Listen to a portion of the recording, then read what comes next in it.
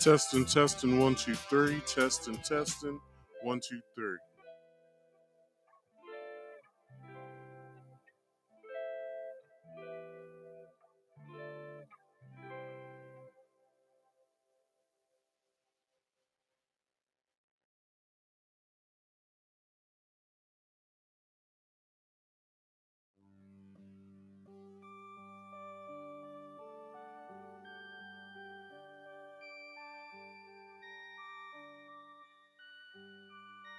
Perfect.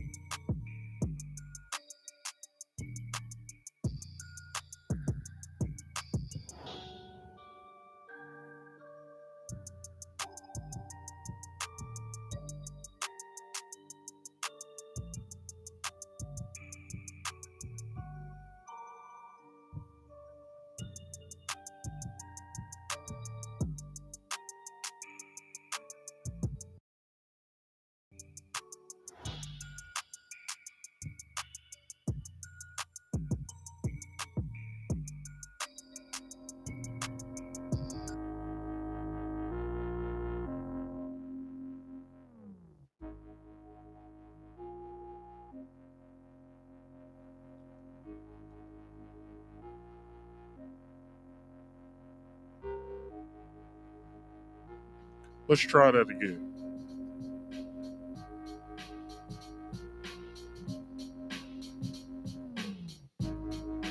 Alright, never mind. I guess some stuff is going on. So, welcome everybody. Welcome to another episode of Marcus Speaks Live, the very podcast that gives you trending topics and other random stuff.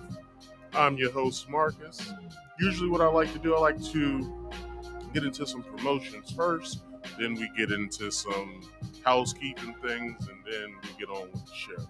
So, with that being said, please like this video.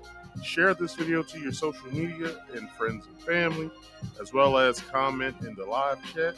And also, if you could, if you're new here, please subscribe, hit that bell icon to all so you get all my notifications once I go live or when I post a video. Other than that, what else do I have?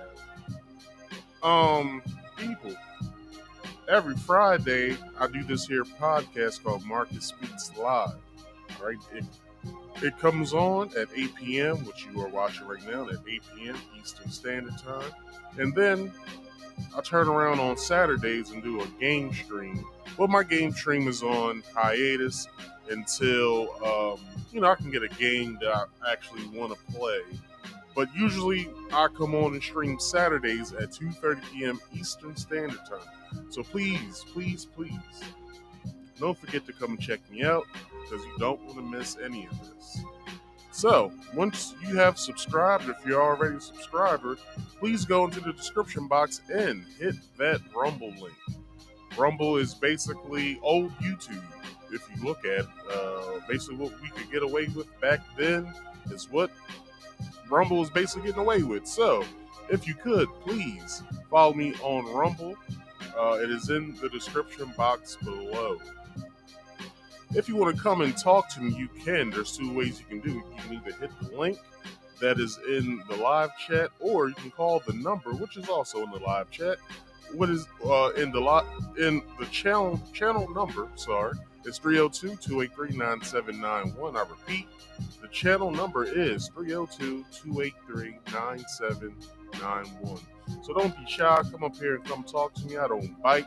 You can argue, debate, fill in some information that I missed, or you can just have a jovial conversation. All right?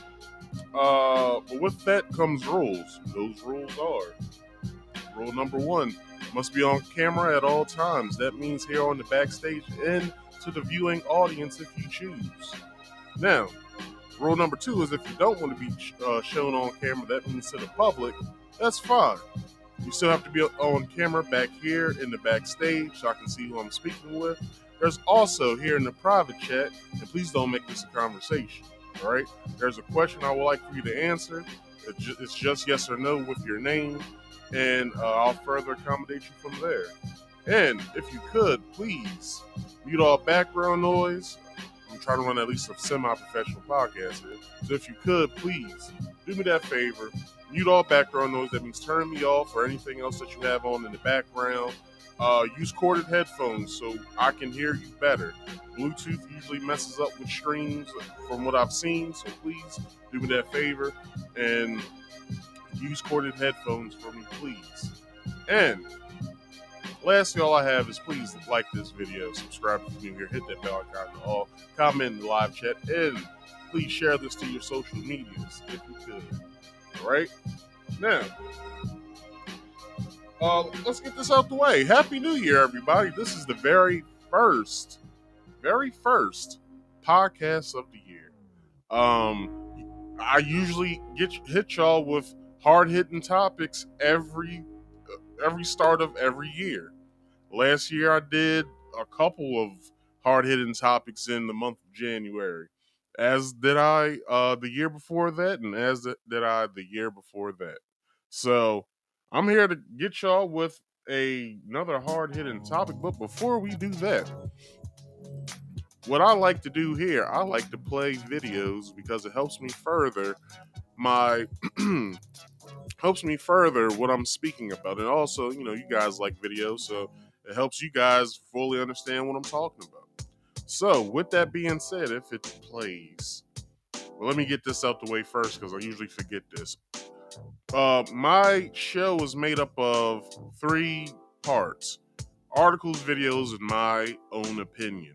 Not all in that order, but I do like to show you guys videos, read you guys articles, because basically if you guys aren't understanding what the hell's going on, I'm not doing my job. So all articles and all videos have been accredited in the description box below, and all articles have been altered from its original form to help with plagiarism. This is for fair use. All right, fair use is not only a law, it's also a YouTube policy, and I want to follow both to a T. So with that being said, if it plays, if not, I'll just read it. Fair use basically is this. All right, it's not going to play. So, warning: federal law allows citizens to reproduce, distribute, and distribute, or exhibit portions of copyrighted motion pictures, video discs, and videotapes under certain circumstances without the authorization of the copyright holder. This is called fair use, and is allowed for purposes of criticism, news reporting, teaching, and parody, which doesn't infringe of 17 USC 107. All right, that is fair use. For some reason, this stuff isn't working like it was last week, but that doesn't matter. So also what I like to do here, I like to do what is called short banter, but tonight's just going to be called Banter, and probably for the rest of the year is going to be called Banter, and so on and so forth from there, because usually I get long-winded with the short banter.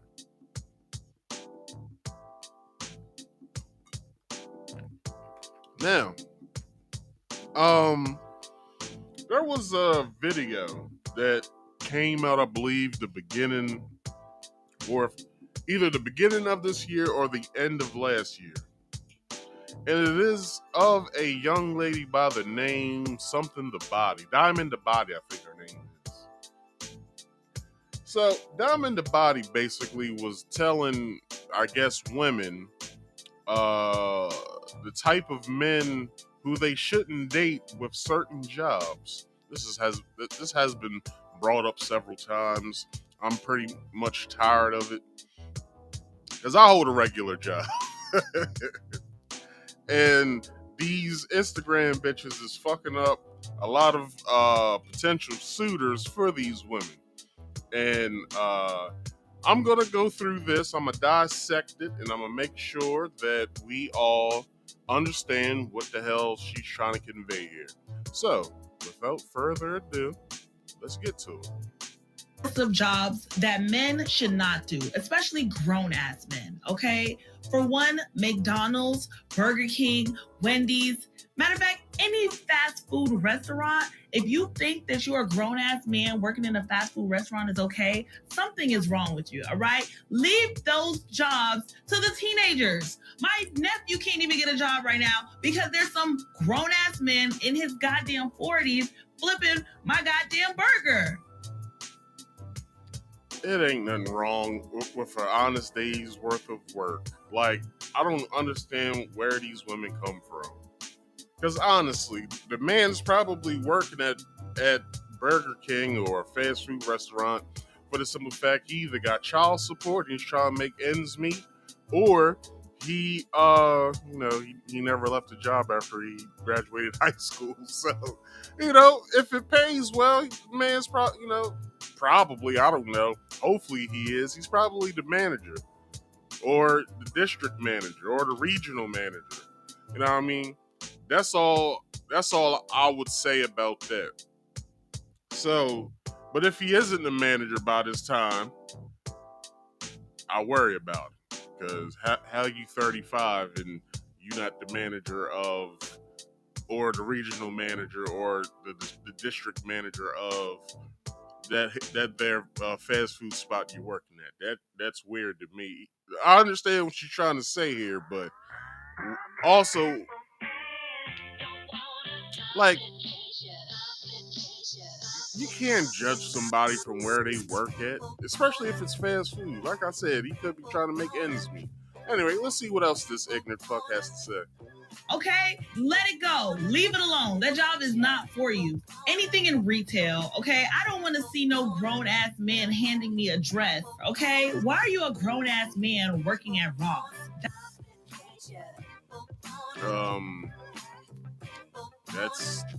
That is odd. Grown-ass man working at Ross, but he's probably the custodian. You know what I'm saying? He probably cleans up around the area. You know what I mean? Mops and stuff. He probably gets paid more than the cashier does. You never know. I'm just saying that because I'm defending guys with regular jobs. For all we know, that dude makes minimum wage. But anyway, let's see what else she has to say. That makes absolutely no sense, okay? Target, Marshalls, like, guys, give it up. Leave these jobs to the kids. Leave these jobs to the teens. If we left jobs to teenagers, have you guys been to a fast food restaurant lately? Let me tell y'all a quick story, and I'm gonna tell you this is real quick. This is probably like a minute long story, probably not even that. So, the fast food restaurants around here, they hire a lot of kids. Popeyes, McDonald's, Burger King.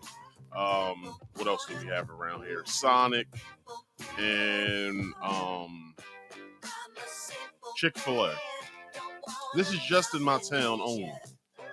So I go to these places, and when I go to the drive-through, to the menu or whatever with the speaker, this is what I hear. Hello, can I help? Hi, welcome to so and so. May I help? I'm like, excuse me, hello, hi, how are you doing? Welcome, so and so. Trying to take you. I'm like, Jesus Christ. So I place my order, and this is me with my radio all the way down. So I'll place my order. They'll repeat it back to me, and I can't even hear it. But okay, you ordered a large fries, iced tea. And you ordered I'm like, I can't hear you. I'm sorry. You ordered iced tea, large fry. I'm like, Jesus Christ. Then I go to the window, same monotone voice. Are you the one who ordered the iced tea, large fry? And I'm like, oh my gosh. How much? Like, that's all I need to know. How much? It's going to be $15. $15? $15 in inflation. Inflation.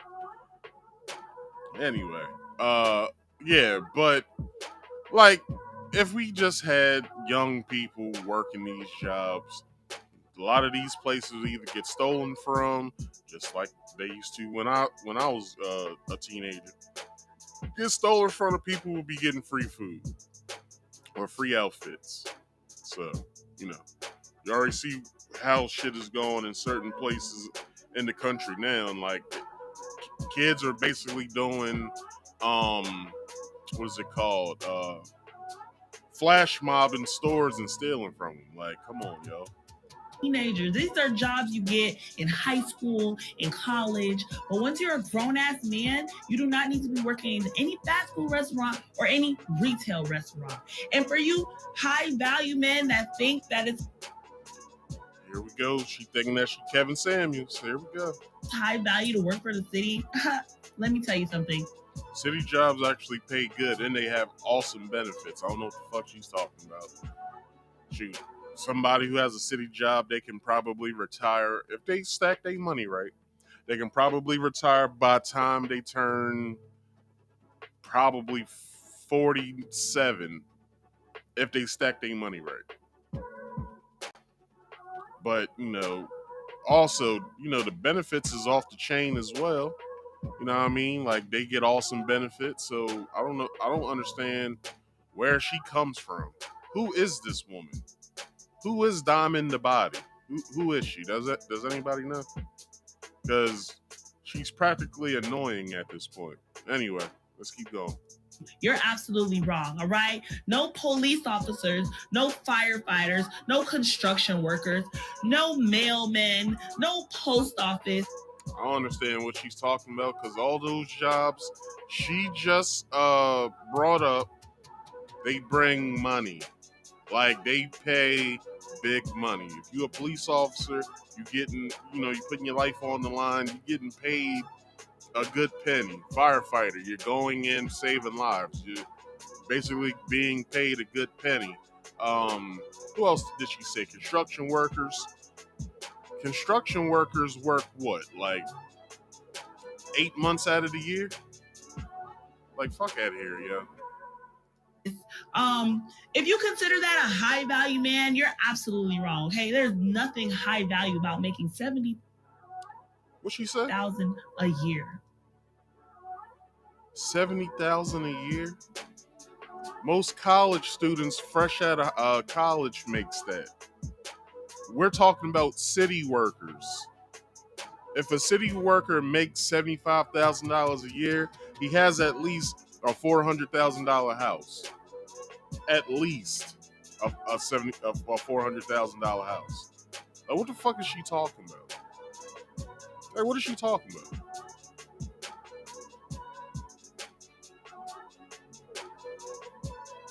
Well, let me not say at least. At the most, he probably has a $400,000 house. But we gotta look at how much 400,000. Let's say $200,000 to $400,000 house. Let's say he owns between that, right?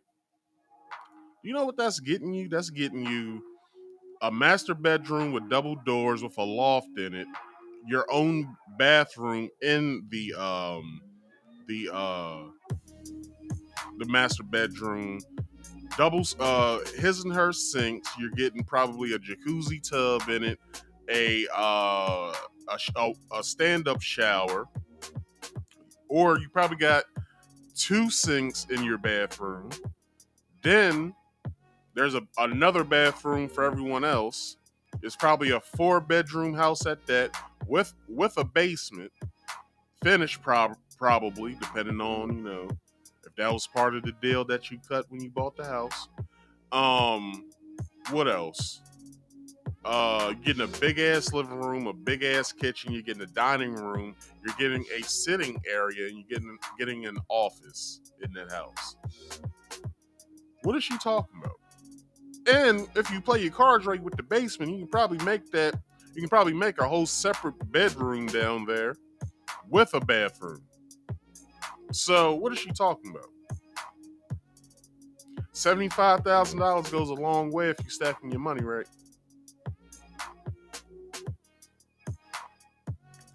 You men that think working for the city is high value, it's actually not, okay? It's pathetic. It's sad, all right? I don't want my husband coming home smelling like trash. Yes, we do need people. Yeah, but that funk is bringing in $75,000 a year. $75,000 a year is probably what? What, $35 an hour? Maybe, give or take. So what? He's working 40 hours a week, getting paid probably every two. He's probably getting bonuses on top of that. So he's probably making a little over if he's getting bonuses. I would say if he's getting bonuses, let's say every other month, he's probably making around like $77,000 a year. 77 plus, let me say that. Let's say there's overtime as well. Let's say that the company gets a contract for somewhere to get their trash, right? That all factors into a salary, but that could be overtime. And who knows how much that is. So for her to say, I don't want you coming home smelling like trash, he can go through the back door, take off all them clothes, hop straight in the bathroom, bag those clothes up he took off outside. I don't know who wants that in their washer. So you're gonna have to probably Lysol and bleach the fuck out of your washing machine. But you know what I mean? Like, depending on if he gets changed at work or not, and let's say, the facility has a shower, he's probably doing all of that at the job. So, you know what I mean? Certain perks come with certain jobs. I don't know. I've never been a trash man before. Wanted to be, but I got my medical device manufacturing job. So to take the trash out, but don't come to me thinking that that's a high value job. Absolutely not. Okay. Probably got more money than you. She probably lives in an apartment talking all this shit. Like, let's get this nipped in the ass right now. She probably lives, let's say, she probably lives in Atlanta. She probably lives in a high-rise apartment. She's probably paying $2,000 a month on that apartment. And the apartment's probably not even that big. It's probably the apartment's probably like 500 square feet, if that. Like, come on now. Like, all these women want so-called high-value men. But the man who told you what a high-value man is, he didn't even know what the fucking high-value man was. Because he wasn't one. Nor did he ever have a high-value man on his show. He just spoke about him. So how are we sitting here? Excuse me.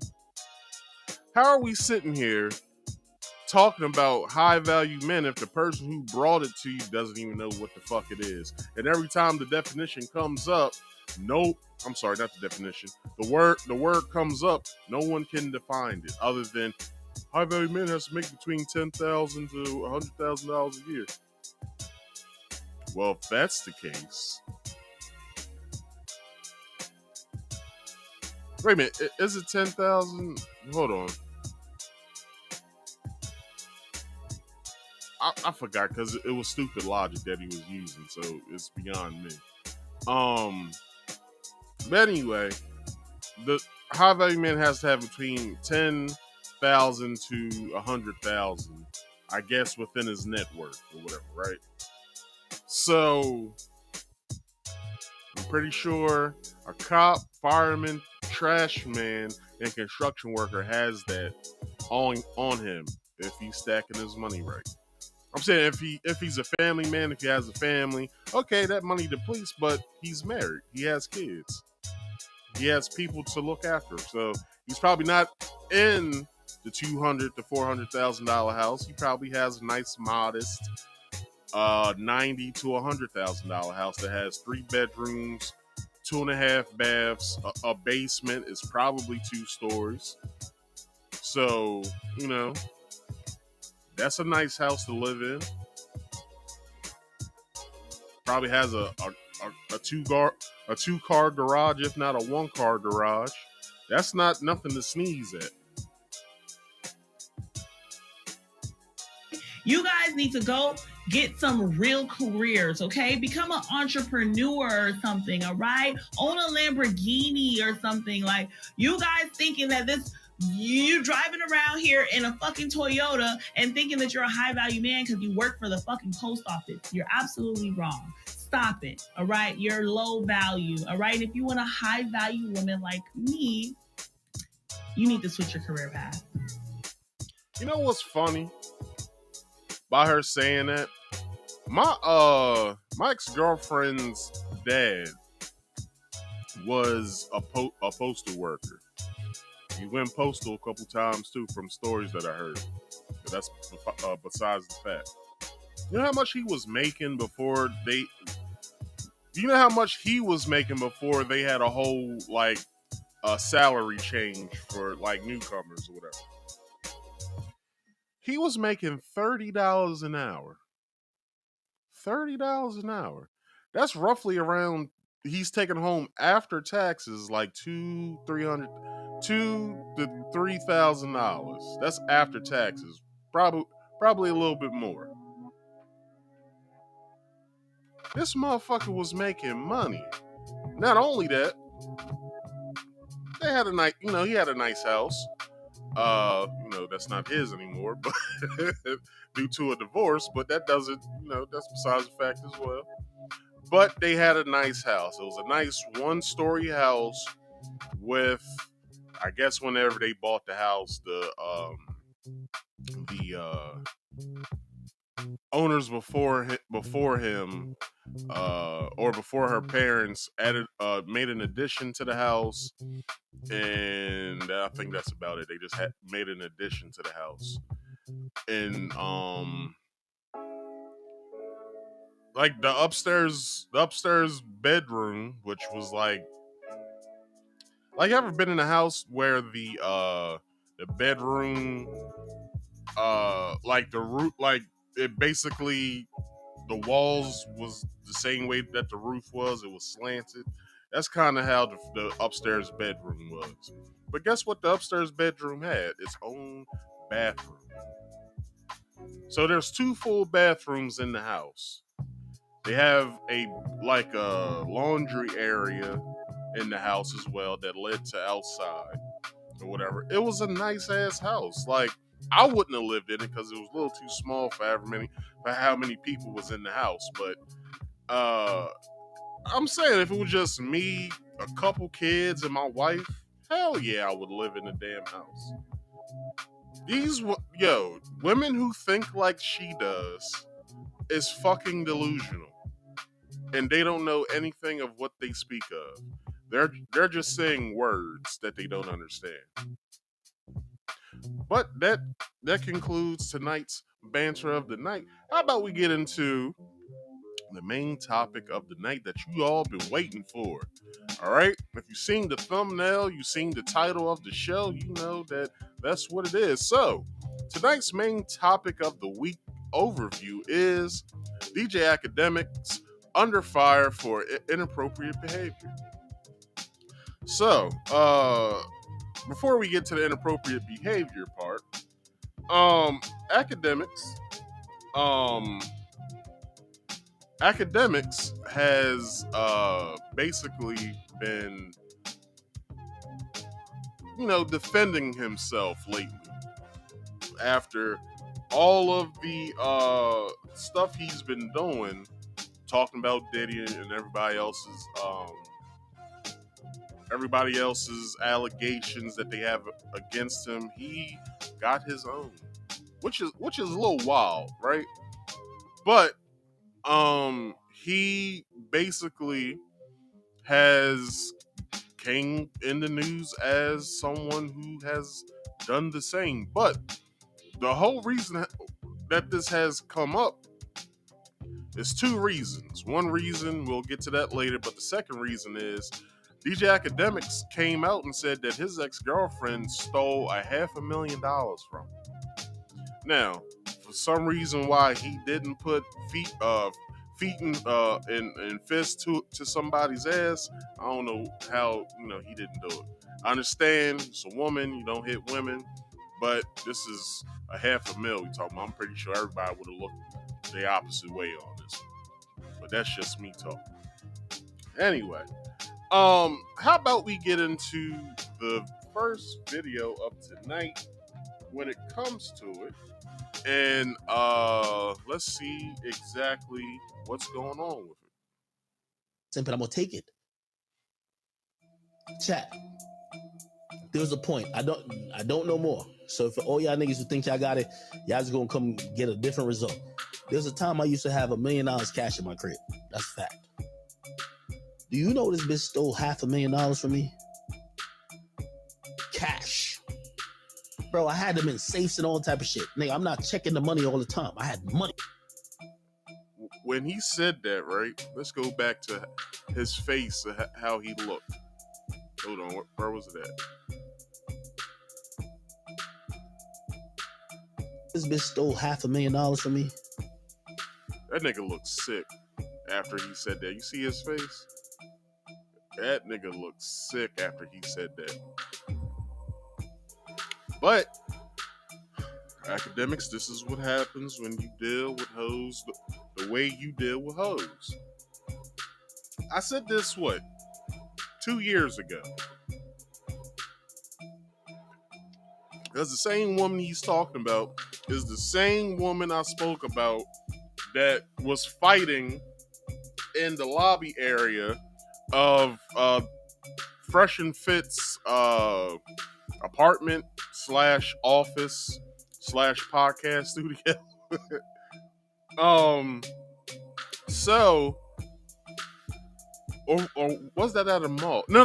That was at Fresh and Fit's apartment. So, I'll make sure I make a banner. Like, once you guys see this video again, the replay, when the banner comes up at the top, I'll make sure that I put that video in as I'm speaking about this. So the 34 or so mark is when I start talking about it. So so basically I showed the video, right? And this was an embarrassing ass video. This is the reason why I made the videos, because the girl was getting her ass whooped by 2 other females. Which is funny. It was a big chick and another skinny girl, and then he had to come in, save her life, white knight her, basically. I guess that's the word that they like to use. And he starts flipping on her. He starts telling, yo, I'm the prize. I'm like, nigga, what? Hold on, chill. But this is the same girl that he's been dealing with that did that to him. So let's see what else he has to say. Cash. Bro, I had them in safes and all type of shit. Nigga, I'm not checking the money all the time. So wait a minute. How did she steal $500,000 from you if you had your money in a safe? How did she get either the key or the code? It has to be from you, Akademiks. Come on now. Like, having money like that and being with a woman like that I guess you've been dealing with for a while, that's still not grounds to give her full access to your home. Now, my cousin once told me, I was moving out of my mom's house, had a girlfriend. We moved in together. Got a nice apartment in a small town that I didn't like. My cousin told me. He said, "Hey, do yourself a favor. Don't take all your stuff with you." I said, "Why not? I'm moving in with my girl." He said, "Listen to me. Don't take all your stuff." He said, "You'll thank me later." So I'm steady fighting with him. Like, yo, that's stupid. Like, why would you say something like that to me? Like, come on, yo. Like, it ain't like that. She's not like that. All this other stupid stuff I was saying. Well, turned out to be true. Because every goddamn time me and her got into an argument, guess what I was doing? Toting my shit back to my mom's house. All of it. And I have I like using this word sometimes when I talk about my car. I have a nice, modest 4-door sedan.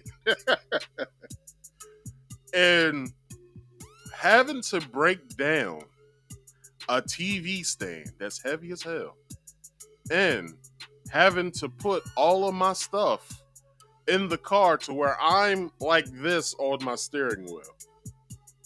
It's not fun.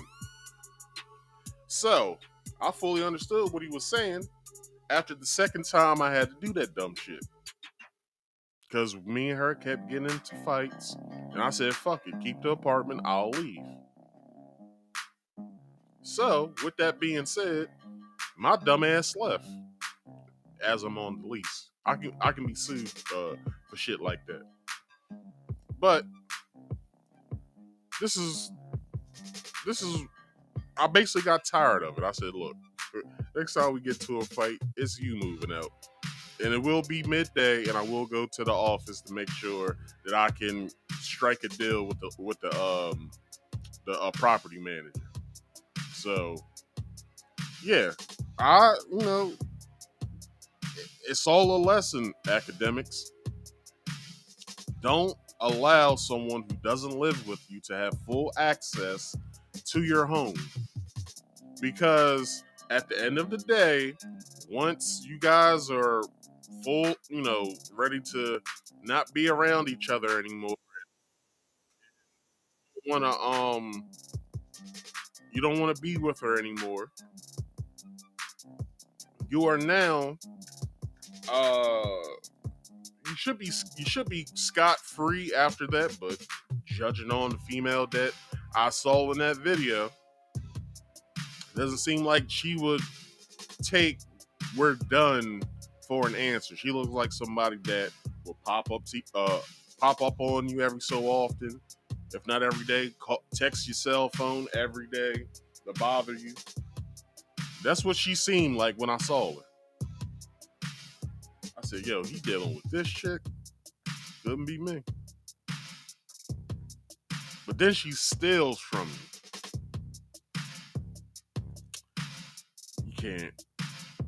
You can't be dealing with no girl like that. You can't be dealing with no girl like that. Someone, if this is the first time she stole from you, nah, dog. You gotta nip that in the ass the first time. If she stole from you before,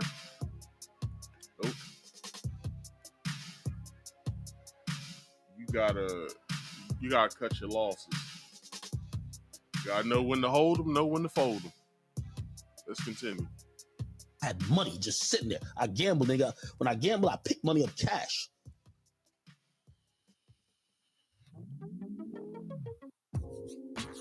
When Shorty moved to Houston, like whatever, we like broke up or whatever.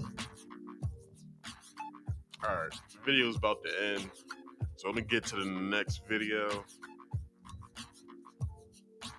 And boom. All right, so, you need to start picking better females. But let's see what this has to do with him dealing with this girl. So, my article that I'm about to read to you guys comes from the wrap up, and all of the articles that I will be reading to you guys today the full articles and where I got them from is in the description box. When I told y'all all articles and videos are credited in the description box, that's where all of the actual titles are. I usually shorten the title just for time. So, DJ Akademiks claims his ex-girlfriend stole $500,000 from him. So, December 29th of last year, DJ Akademiks, I'm sorry, that's the wrong picture. DJ Akademiks, names started circulating after clips of him explaining that his ex-partner stole $500,000 cash from his home before their breakup. On his Off the Record podcast, he detailed times when she searched his emails to find leverage against him with the within the relationship. According to DJ Akademiks, his ex has sent pictures of really weird things about him to Adam22, Troy Ave, and I guess various other people. I thought I had that prompt to tell me when to show that picture. Anyway, here we go. So, it says private pictures to Adam22 and Troy Ave. Troy Ave doesn't have a podcast. I don't even know why she sent the pictures to him, but let's keep reading. She's like, oh, I'm gonna show these niggas that really I'm your bitch. I got pictures of you that nobody would want to see. He alleged on a new episode of his Spotify show, he sharply responded, what type of girl would do that? The type of girls you like to deal with, sir? Like, like it's not rocket science. It's really not. It's not rocket science. The girls you like to deal with steal from niggas like you. Let's keep going. What type of girls would do that? During the shocking announcement, he said, "This is where you all would call me a simp." Hey, look, I'm not saying it personally, but Bruh. it's self-explanatory. And I am going to take it. There was a time I don't anymore. Okay. There's a time I don't anymore, but there was a time when I had millions of dollars cash in my crib. Do you know this bitch stole $500,000 from me? Cash. That's how he said it. Cash. He further solidified the statement saying, bro, I had money in different safes just sitting there. I gambled. So when I gamble, I pick up the money. I pick the money up in cash. And well, that's how they give it to you any damn way. But anyway, I am not counting it every day. Akademiks allegedly found out after testing out a new money counter. Or you probably just, you probably counted the money wrong. But I'll take your word that you had millions of dollars worth of cash sitting around your house, which is dumb. But anyway, he said one day,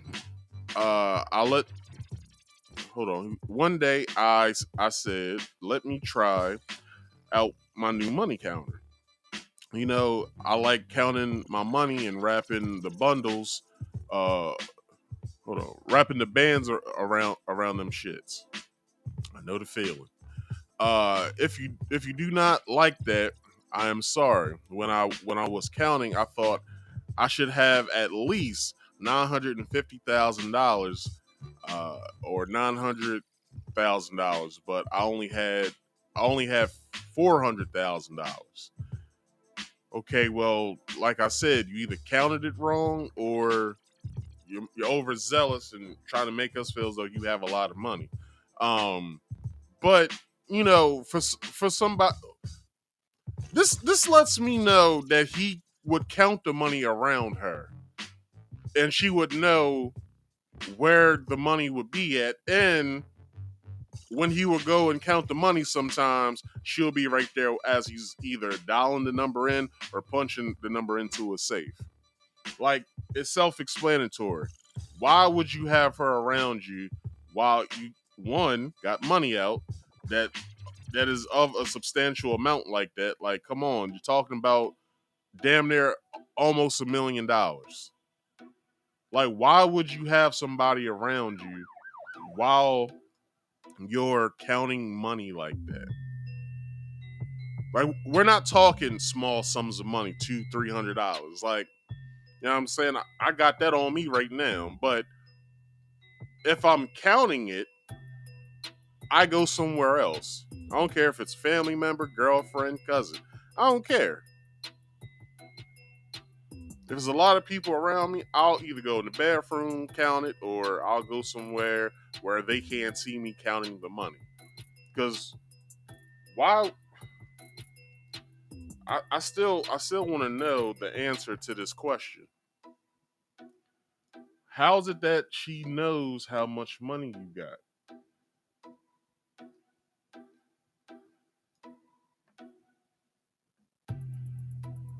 She should just know, you're a big streamer and you get your money by, having audio on Spotify. You have a deal with Rumble. She should only know that you make a substantial amount of money to where you can afford your New Jersey home. Like, that's the only thing that she should be worried about. And you can take her out to nice dinners and take her shopping if need be. That's what she should only know. Why is someone that you hardly know, because I'm pretty sure you hardly know her if she's stealing from you, because, a kleptomaniac doesn't come out of nowhere. You got to choose a motherfucker like that. Just saying. And it's weird to me that even you have the money laying around the house in safes. Now, what kind of safes did you have them in? Was it ones that you got installed in the house once you moved in? And you knew, well, I'm going to have large sums of money every now and again. I don't want this stuff just laying around. So let me get some safes installed in the house. So, I can either, put a gun in there, put some money in there, put some personal belongings in there that have high value or whatever, gold chains or whatever, diamond chains or whatever that you have. Let me have this stuff. Let me leave this stuff in here instead of having it laid out, sprawled out, in the house. Let me just go ahead and get a couple safes installed in my either his room. It would be better if he had them in his room or whatever, behind pictures and stuff. But he probably showed her where those safes were.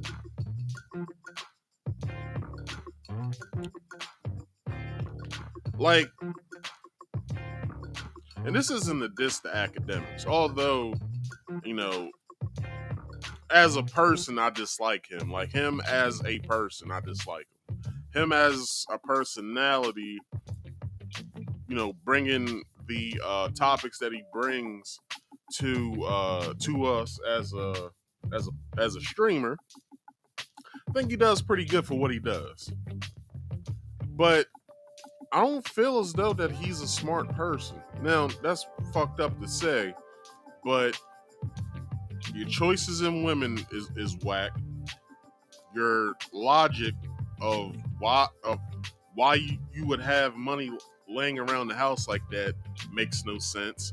And number two, it's been several times we've heard you talk about this girl and her flipping the hell out on you, or just flipping the hell out because for some reason she's not getting her way probably, and you keep taking her back. That's not somebody that you keep taking back all the damn time. That's someone you get the hell away from. But you can't tell young boys, well, he's what, 32? He's still younger than me, but you can't tell these young boys nothing. Or you can't tell people who didn't have nothing growing up Nothing. I didn't have nothing growing up. Well, I had stuff, but I didn't have the stuff that that I longed for, stuff that I would like to have. I didn't get to have that stuff. I got what I needed. But with that being said, it's like, who are you trying to impress? Like, who are you actually trying to impress? Like, that's one thing. Yo, if there's anybody between the age of 18 to, let's say, 27. No, let's go 18 to 29. If you have to make your choices revolve around what other people think, you're not ready to be a grown up. I'm just saying that. You're not ready for real life, because if you keep worrying what other people think about you, it's no reason for you to even give a fuck about anything else other than you give a fuck about what other people think about you. And that's lame to me. Like, I don't care. Because then you have to form yourself around other people's thoughts. You have to be what someone else wants you to be instead of you being what you want to be. You may not want to be the, I don't know, the gang member. You might want to be a painter, but these are my friends. These are the people that I grew up around. This is who I want to be around. Well, you're putting your life in jeopardy. Like, it makes no sense. Like, obviously this girl doesn't like you, because isn't this the same girl that had people rob your house or about to rob your house? Like, why are you still holding on to somebody like that? Like, she will be gone after she, what, I don't even know when this came up, but after she stole this money from me, oh, I'm getting litigation put up against her. She won't be able to deny that she didn't steal the shit, because if she was the only person around me at the time and the only person who knew the codes to my safes, all we gotta do is dust for fingerprints. If the fingerprints don't match mine's, and she so happened to have a record, well, it's her. And I'm putting a full court press on her. I'm gonna tell my lawyers, look, make it look good. That's all I will say. Make it look good. And she will be underneath the jail, because isn't stealing money a federal crime? Either if it's from somebody or a bank or whatever, isn't just stealing money in general a federal crime? But you don't want to see her locked up. That's your issue.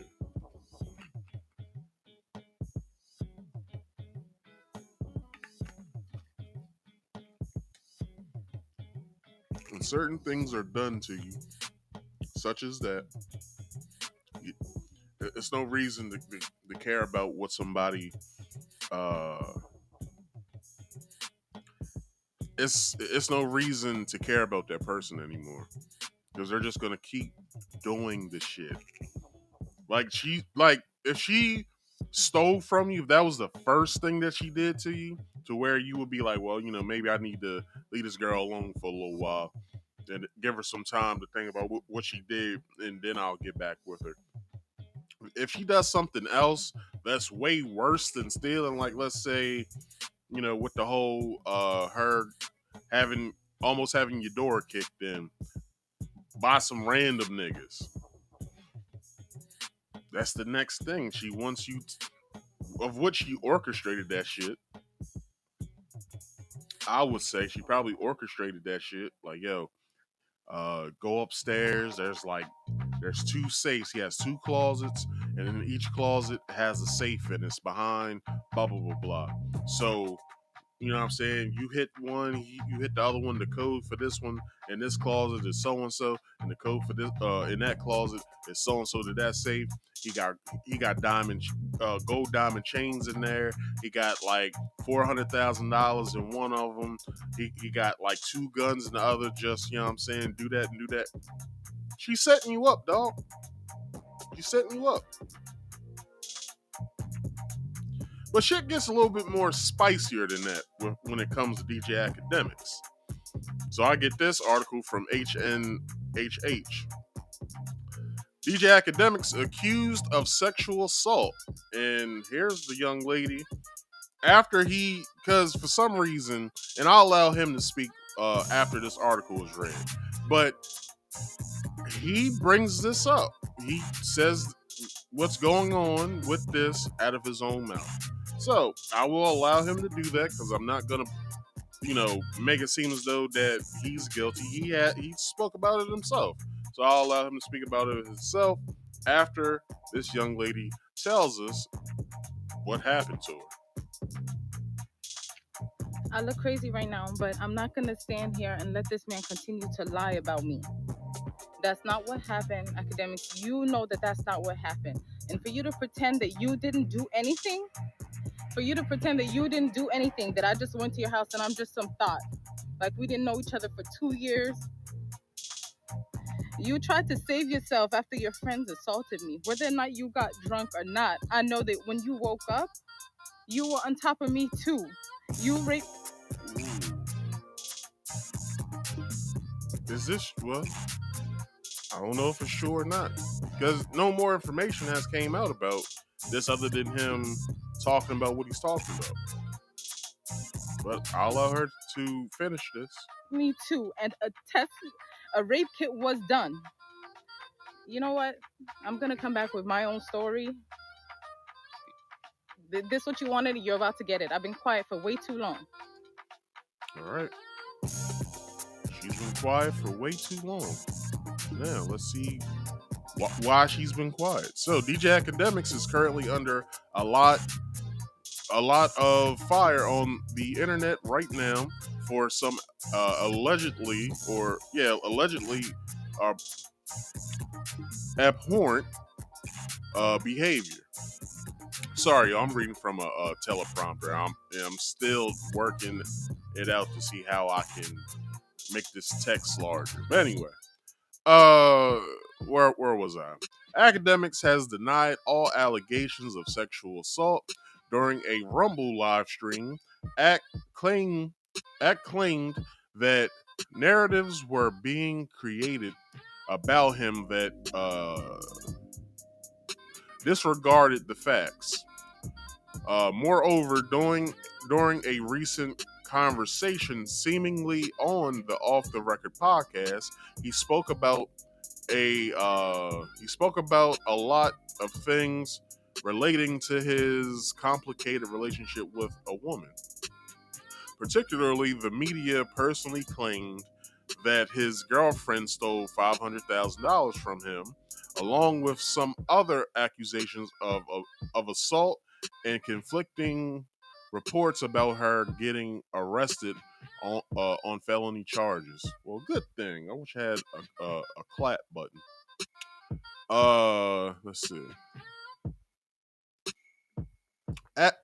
As of press time, those haven't been officially confirmed. Another tale concerned I'm reading this shit as if I'm 5 years old. Hold on. Another tale concerned a girl that he was effing with that allegedly had a threesome at his house with his friends while he was passed out drunk. I'm shaming her now, DJ Akademiks remarked. He first showed the viral video of his ex-girlfriend, Zaya. I'm not even going to try to say her last name. Screaming in his home as his stream returned online. The internet personality explained that she was upset because she was being talked about in a disparaging way online. He asserted that she wasn't being R-worded or sexually or SA'd. I said to her, yo, I'm gonna keep it a bean with you. You come to my house and you had two niggas f you raw. I ain't seen no condom, no nothing. I said to her, you should go get tested, bro. From the moment she kept trying to pivot on the denial, like, yo, send me the video. I'm pretty sure I didn't fuck him. Now I'm getting super tight because, bro, I'm not about to watch this video of you getting fucked. It's on my surveillance camera. I was fucking with you. Then a video emerged on social media of a woman claiming to be who that Akademiks referred to. And she, as she said in the video, I look crazy right now, but I'm gonna stand here and let this man continue to lie about me. She began. That's not what happened, Akademiks. You know that's not what happened, and you too pretended like you didn't do anything. That I just went to your house and I'm just a thought. Like we didn't know each other for 2 years. You tried to save yourself after your friends assaulted me. Whether you got drunk or not, I know that when I woke up, you were on top of me. All right, let's stop there. So we have a R word allegation, and we also have her word that he R word her as well. Now, Akademiks words, and we'll hear him say this because I will, go through the video, not the whole video, but we will go through the video. Akademiks said himself that cops came to his house. He gave him, surveillance footage. What? Gave him surveillance footage and all kinds of other evidence so he could not be implicated in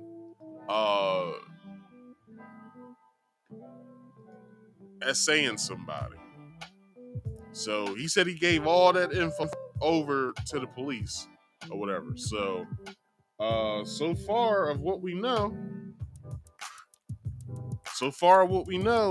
he's innocent.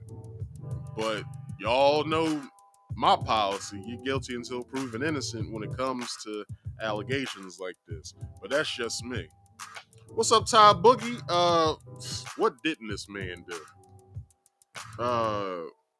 First, if you just getting here, he said that his girlfriend on his podcast stole $500,000 from him. That was in his house, and then a young lady just came out recently saying that not only did two guys R-word her, Akademiks did as well. But I will be playing Akademiks' words after this article, so he could get so we can get a better understanding of what's going on. So let's continue. Where did I leave off at? She said, you R-worded me too. A R-word kit was done.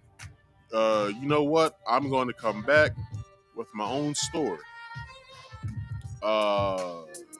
Is this what you wanted? You're about to get it. I've been quiet for too long. The controversial figure then hit back as Zaya claims he and his friends R-worded her. The situation went to the cops over a year and a half ago, he said to his viewers. Me and my lawyers were openly cooperative because when it comes to serious allegations, I don't care who's involved. I don't want weird shit happening around me. Well, your girlfriend stole $500,000 from you. That's pretty weird. But anyway, we help the police. Whatever you need, you want a phone, You want passwords?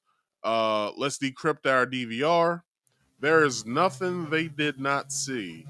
You know what the result of that investigation was? Question mark. It was officially ruled by the DA and the police that were investigating. That was hold on. Police that there were nothing there. There ain't no charges. There won't be any charges. There's documentation to say we looked at everything. Everybody's clear. Not only for me, for everybody involved. He said, in addition, allegations emerged online of former Everyday Struggle host grooming underage girls. Now, this is the part that I started to look at, and I was like, well, me being me, y'all know I don't fuck with shit like this. Everyone's guilty in my eyes until proven innocent. Now, here's a conversation that I found of him talking to someone.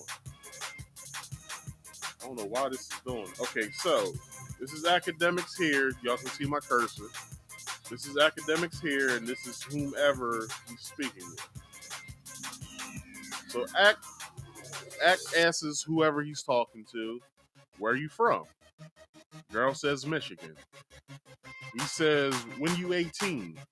She says October 23rd. That's also my uncle's birthday, I believe. Did you really? Then she says, did you already make your video? He said, nah, LOL. Can I be in it? And I don't know where else this went, but the next picture I'm about to show you guys, I'm a little skeptical about because of one reason. Now, I don't know how old this young lady is, but this is him. But I believe I've seen this picture of him, not with, all this background in her, but I believe I've seen him like this in a picture. What makes me say that this could be fake is because of this reason. This arm doesn't look like it's where it's supposed to be on the body. If you look at it, right? Why would he be way over here if his arm is way over there? That's the only thing that I saw that looked a little fishy to me. Now, this arm looks a little weird, but we also have a Twitter post by some nigga named Nate. So, Nate says allegedly Akademiks is linking and flying out underage girls and keeping in contact with girls to turn 18 to have sex with. This is a new story. There are multiple girls coming out about him making them drink to the point they're unconscious and unresponsive so he can assault them. Now, this got 11.8 million looks on Twitter. And it was posted towards the end of the year of 2023. Now, this post had certain conversations in it that I'm about to show you. Now, this is what it says. I linked with him this year, but it felt different, and I realized he was a predator, so I didn't have sex with him. Now, he got this bitch harassing me, calling me a fan. I guess his girlfriend, maybe. I don't know. I linked him in July for the last time. He invited a girl over, and he said he wasn't sure if she was 17 or 18, but he still fucked her. All right. He kept trying to make us drink and take our clothes off while we were in the backyard. All right, moving on. So I be dealing with him since I was 17, but he wanted to fly me out until I turned 18. He would get me drunk, ASL, to F me and record it. He has hella tapes of me drunk out of my mind. Every year when he gets a new cum rag, wow. Every year when he gets a new cum rag, they DM me and harass me to tell me I'm crazy, etc., even though I never talked about him or really exposed him for being the predator that he is. Now, okay, this is where I backed up from my computer and I said, all right, we have a serious issue here because I don't know if this is true or not. So, okay, I said the only way I can get the truth is because he likes to run his mouth a lot. I'll just go on his channel and see what he says, right? Never brought none of this up. Now, going back to the banter portion of the show, where the young girl, Diamond the Body, was talking about high value men, his friend group is a couple of guys who feels as though that they're high value men. What do those guys always say? Date younger women. That's what they say all the time, and he agrees. Now, that's the only evidence I have against this dude. I don't have anything else against him other than him in agreement with two other guys that also run a podcast. Like, that wouldn't hold up in court if I took this dude to court. Like, they would throw that shit up before he even got the trial. So, like, I don't know. Like I said, I don't know if any of this stuff is true. I can only go off of what I've seen, and who knows if this stuff is even real. Like, I'm just grabbing this stuff so I can bring it to y'all so we can sit here, put our minds together, and try and figure something out. But anyway, back to the article. Some of these are alleged DMs. Others are testimonies, but all of them are just accusations at this point. Other pointed to a clip of what sounds like a woman screaming during his live stream. Although the validity of this it is unconfirmed. Regardless, we'll see what these explosive claims develop into 2024. Meanwhile, yeah. For more news. Okay, so I shouldn't even put that part in. Now, I'm about to have Akademiks. Say for himself what's actually going on. Situations, or Hold on. There are certain weaknesses with me, forgiving people, allowing people to take advantage, allowing people to disrespect, come back, allowing people to put me in positions that is not. There's a lot of things that you can say, Act, you need to get that right. You're right. Okay. So that being said, we should go into this next thing. And by the way, this is our pre-stream stuff. We're going to get into our stream. Listen, man, for the people who are chat niggas, for the people who support me, if you've been supporting me from 2012, 2013, 2014, 15, 16, 17, 18, 19, 20, 21, 22, or even 23, I appreciate you. Let me tell you this. I haven't gotten to this point without having a bunch of people not like me. Sorry. Now, what I like to do, and because I know I'm only talking to the people who support me here, let me say these things. I'm going to say it very short. By the way, these blogs, who I know a lot of y'all, like, I really think I'm at the top of the media game, but I don't be in chorus with nobody else. Had to do some bunny hopping for billionaires, had to sell their houses, their music career, they got dropped from their labels. They might have something thinking that I was one of the reasons why their situation went down.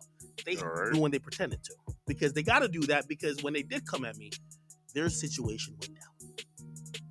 So as you know, fabulous and French cultures in a real interesting place, those people never participated in the success of said entity. All right. People who they continue, or they'll never be satisfied because they're only satisfied. Y'all won't say anything about me and her that you won't say about Krishan and Blueface. Okay, cool. Okay. But the important things are these other narratives being trying to, like these blogs and everybody else. Okay, here we go. This, and I'm gonna start it here. If any blog, any outlet of good faith who reported anything to the contrary, I know you're gonna see this. You would also post this, but you won't. I get it. That's why this is for my supporters.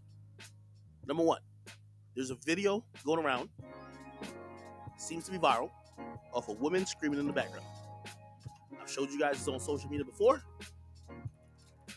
I could just type. All right, so he's about to play the video. I can't show you guys because this is his actual video on his channel. I had to learn that from last week. I got a copyright strike on the video. Although I did 1,000 views, thank everybody for being here, watching that video, putting it over to 1,000 views. But I need to watch my ass for now on because somewhere at the end of the month I get a community guideline strike taken off, so I gotta start watching my ass for now on. But he plays the video that everyone that went viral, was it last week or whatever, of some girl screaming in his house or whatever. So here we go. Akademiks screaming, and we could probably get something. Here we go, right here. About to play it now.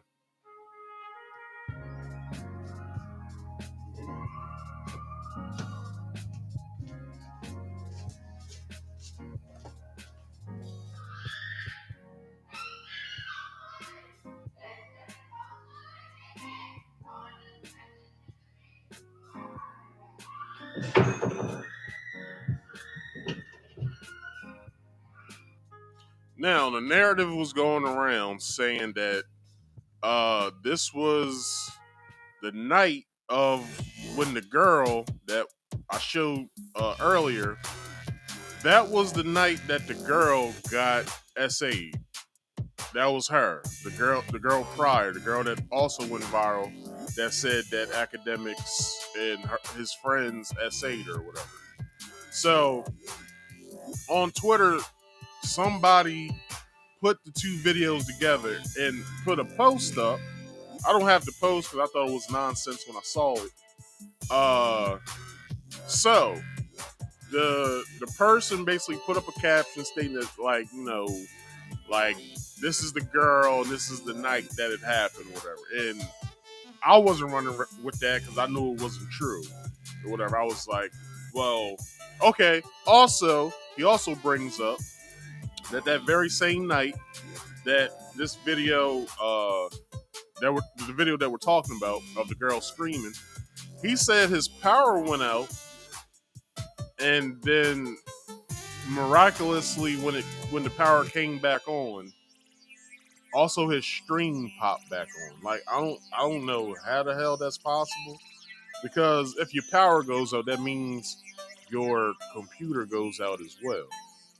So if your computer goes out, and that means that your stream goes, well, not necessarily, because I have, while I was streaming, I have I've restarted my computer. As I'm streaming. I came back and I'm like, okay, everything's good, blah blah blah. So that's not far fetched, but I don't know what his setup is, and I don't know how he streams or whatever. I don't know if he uses OBS and his OBS. Like I said, I don't know how he streams. He could use what's the other streaming OBS? I forgot what that OBS is called, but he so he said his power goes out and it comes back on, and his audience hears the girl upstairs in his house screaming like that, and that's how the narrative got created.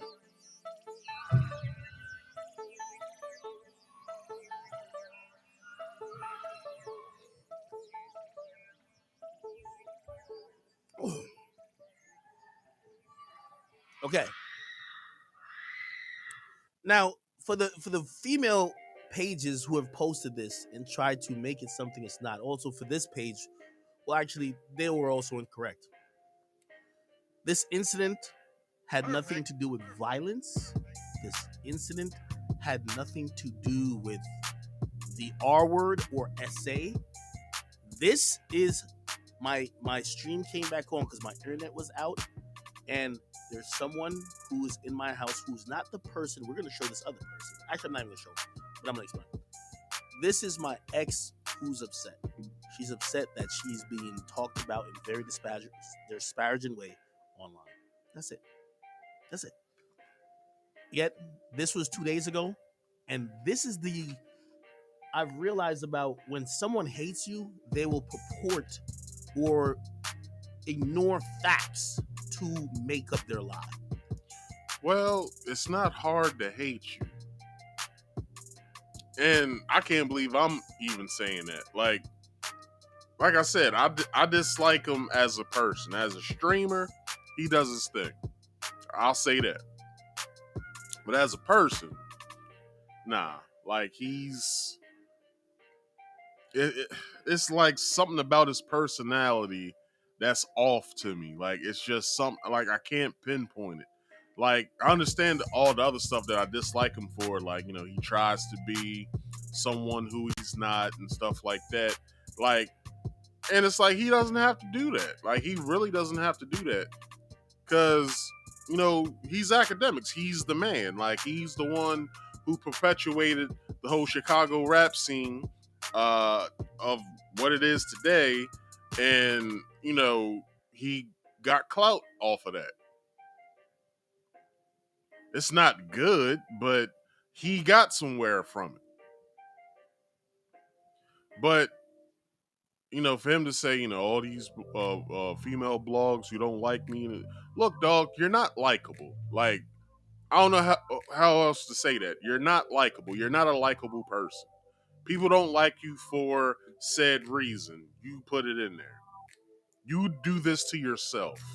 And then you're on camera talking crazy to females when you're on Fresh and Fit. That's another reason why people don't like you. And then you're seen saying stupid shit like, I'm the prize. Okay, well, that's another reason why people don't like you. Like, it's not hard.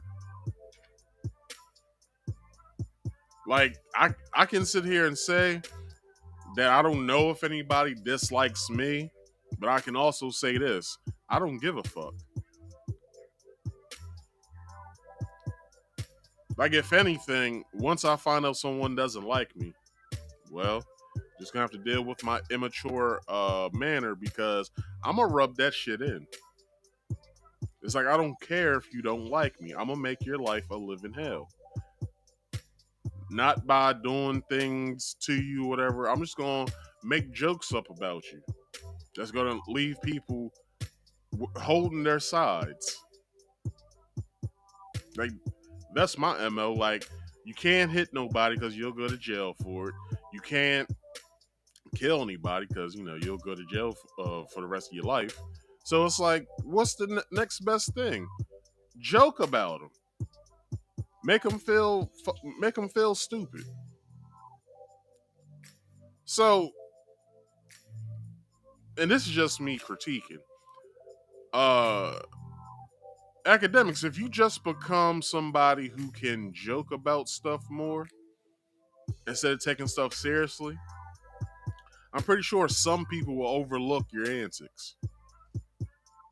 Like if you like when you're going at people like Sexy Red or whoever the hell and all that, if you made up good jokes, not like personal jokes where you'll get hated even more, like surface level jokes, like say Sexy Red looks like Jaleel White. Like people be like, well, who the hell is Jaleel White? Jaleel White's the guy who played Steve Urkel. Oh, this girl looked like Steve Urkel. That's funny. Or you can say, I don't know, who else has he spoke about? Saucy Santana. Like that whole time. Now I understand you was upset, and I would be upset too. But this motherfucker basically said, and I wouldn't play with this as well. He said that he'll beat your ass and then he'll fuck you. Now, that right there, I don't play with. Bruh. Like, yeah, I would be upset too, but use that anger and make jokes. Say that the motherfucker's eyeliner is off because he's a gay dude. His looks, you know what I'm saying? He cares about his looks. He will come back and fire back at you and say how you look. But then just keep it surface level. Say that whoever cuts his hair, just come up with stuff. Say that his outfit doesn't match or whatever. Like, just be funny. Like, certain people probably still won't like you afterwards, but the more and more you get funny and the more and more you make funny situations out of stuff when people's coming at you, like, no one could deny you being like, you know what I mean? Like, yeah, he might be fucked up, but that nigga is funny. Like, just take Tommy Sotomayor, right? This motherfucker is hated by damn near everybody. But if you watch his shows, this nigga is hilarious. Like last night, I was watching his coverage on the Katt Williams interview, and we will be getting to that in the real quick moment. So during while he was talking about it, he took a poll or whatever. So when he was talking about, I'm gonna create a poll and I want you guys to vote on this. So after he said I'm gonna create a poll, he then says, "This is the only time I get people to touch my poll." That shit was hilarious. Although he's still hated by a lot of people, but that was funny. Like, everybody in the comment section or the live chat was laughing their ass off. That shit was hilarious. So you just start doing that. Like, I'm saying, you got resources. Be around some comedians that are funny. Like, you know what I'm saying? Pick their brains on, when you're dealing with certain situations, when you're talking about certain topics or whatever, have them either write you some jokes or pick their brains on how to write jokes. So you can just have, like, some post-it notes of the topics you're talking about, and then you write your jokes next to them of when you're going to get into certain things, and then say those jokes. See, me, most of my jokes is off the top of my head when I be doing my shows. So whatever I see, I can, just like that, come up with a joke. But I'm not a comedian, though. I just been doing this. Well, I'm the youngest of my family, so I've always been the tension cutter. When there's tension in the house, I don't want to feel that tension. I'm gonna cut that tension with some jokes. I've been doing this since I've been little. Let's see what else he has to say. This was from about 3 days ago, right? 3 days ago, maybe, but within the last week. This is nothing. If you ask, even though, if you ask even Cheyenne herself, she would tell you, oh, this is nothing. However, people keep confusing it and thinking it's a woman being abused. I also don't want to make her look bad, so I don't even want to tell you why or what's going on up there. Like, it was upstairs. I don't even want to get into those details. The more details I share, it seems that people who don't want to believe or want to admit that the narrative you're creating is wrong, they're going to make up something else. Okay? Again, if you follow the train of events that happened that night, you would realize this got nothing to do with another incident that happened over a year and a half before this. Okay. All right. Okay. The next thing I want to address, this is very important. I wish all the blogs that would be following me would take this portion of it and post this, but they won't. They won't because... Well, I'm one of those blogs, so here we go. They're not interested in the truth. This is the first moment. You get the suckers of this world. You know how many careers? Let me tell you this. I built a cemetery of careers. I've taken niggas' livelihoods away. They've all thought they could be for me because I'm a blogger. I had niggas go into foreclosure. I did that. I'm sorry to say. You know who you are. I don't have to address you as a rapper. But your label didn't believe in you after you went at me and the industry kind of changed on you and you haven't been the same. We won't really name all the way names. But a lot of y'all know who y'all are. So y'all sit back and y'all been mad for a while, huffing and puffing. How could we get this guy? But I call what y'all doing pussy because most of y'all consider yourself gangster. And if y'all say y'all got y'all career, who he's talking about is Freddie Gibbs. I don't know why he just doesn't say the name, or one of the names is Freddie Gibbs. So I don't know why he doesn't just say Freddie Gibbs. You already got beef with him, so why not just say his name? Hindered, belittled, taken from you, stripped apart by a nerd. I wouldn't think your best result is to hop on lies. I think you go do something else. But most of y'all know who y'all say y'all are. We'll get back to it. Seen in 2 years, damn near, right? But you know, me and her was on and off for like 2 years. There's another woman who I haven't seen in 2 years, damn near, right? Or a year and a half, whatever. Here's the thing, and here's the important thing that you guys know. If you hear, and I won't be telling the story again, but if you heard me tell the story before, hit that like button. What some of you who are either educated or smart might say, damn, that kind of sounds like that Kai Cenat situation. Granted, you're right. It does. Sounds a little bit like it. So boom, y'all remember that Kai Cenat situation where a girl said that, what was it, his best friend or somebody essayed her in his house or whatever, and I believe Kai wasn't there. I believe Kai wasn't even at his house, which is another thing. Why you got motherfuckers in your house and you ain't there? That's one thing. So shame on you, Kai, for that. Secondly, I don't even know if that went to trial or not, because I know, Kai didn't have nothing to do with that. Like, he was away. Or no, I'm sorry. Kai had a party at his house. Excuse me, and that happened to that young lady. And I believe since then, it hasn't been spoken about since. So, but like he said, it sounds like a Kai Cenat situation, and it does, because again, why the hell's testing everything all right? My music messed up for some reason.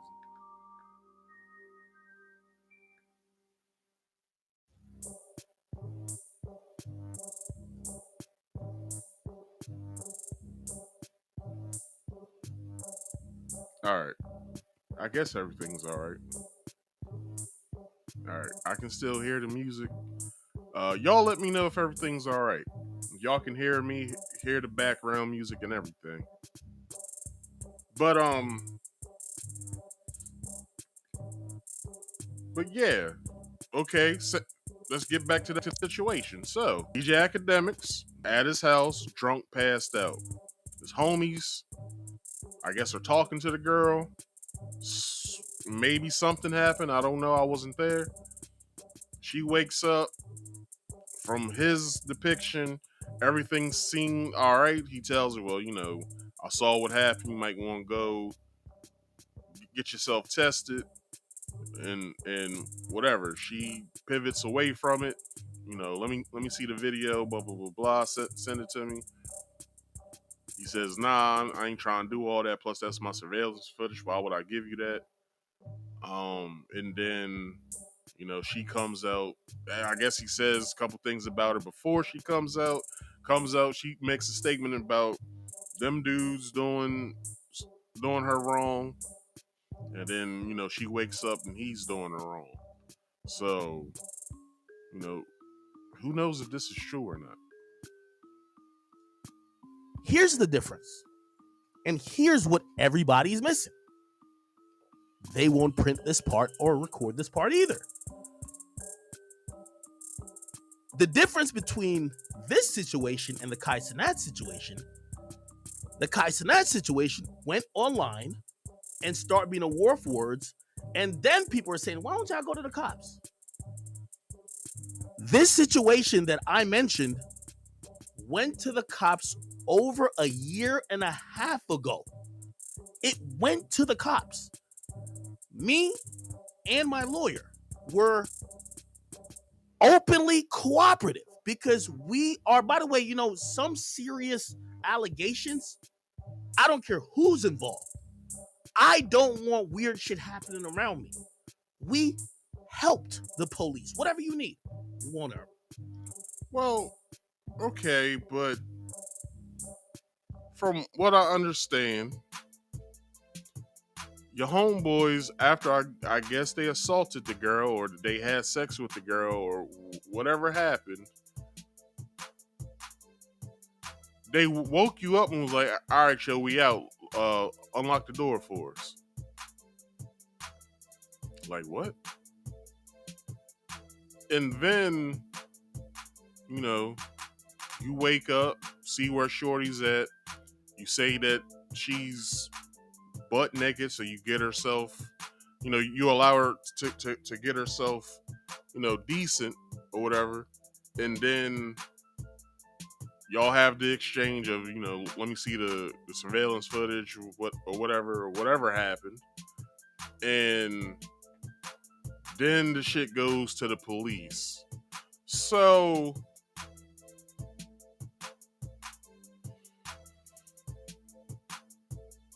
if the girl act like nothing happened when she saw you, then she claims that you did something to her, I would say that, and this is just me speculating because that's what I do when I share my opinion.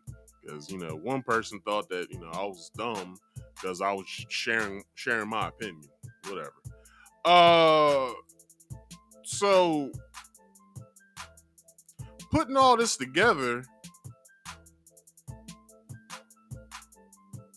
the girl would have thought that something disparaging happened to her, to where she said out of her own mouth she got a rape kit done.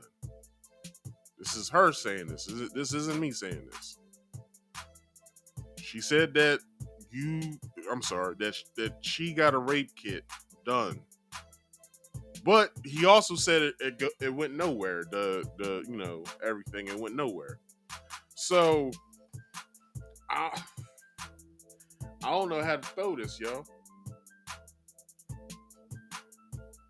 Because something sounds like it's missing. Like a piece of this sounds like it's missing.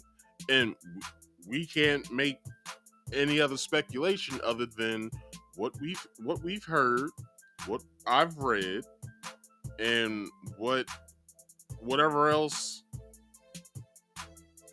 comes out. So I don't know. I've been watching certain podcasts, and they did say that this year, 2024, the Chinese Year of the Dragon, which I was born on the Year of the Dragon as well, in 1988. They said a lot of weird shit happens, and a lot of truths and a lot of stuff happens during the Year of the Dragon.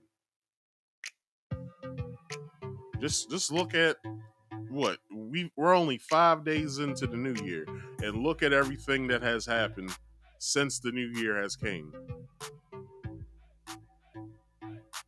So I don't know. I guess if more comes out about this, I'll put it in the random topics portion. But all we got to run off of is his word, her word, and whatever the truth is. But that has concluded the main topic portion of the night. But real quick, y'all, real quick. There was an amazing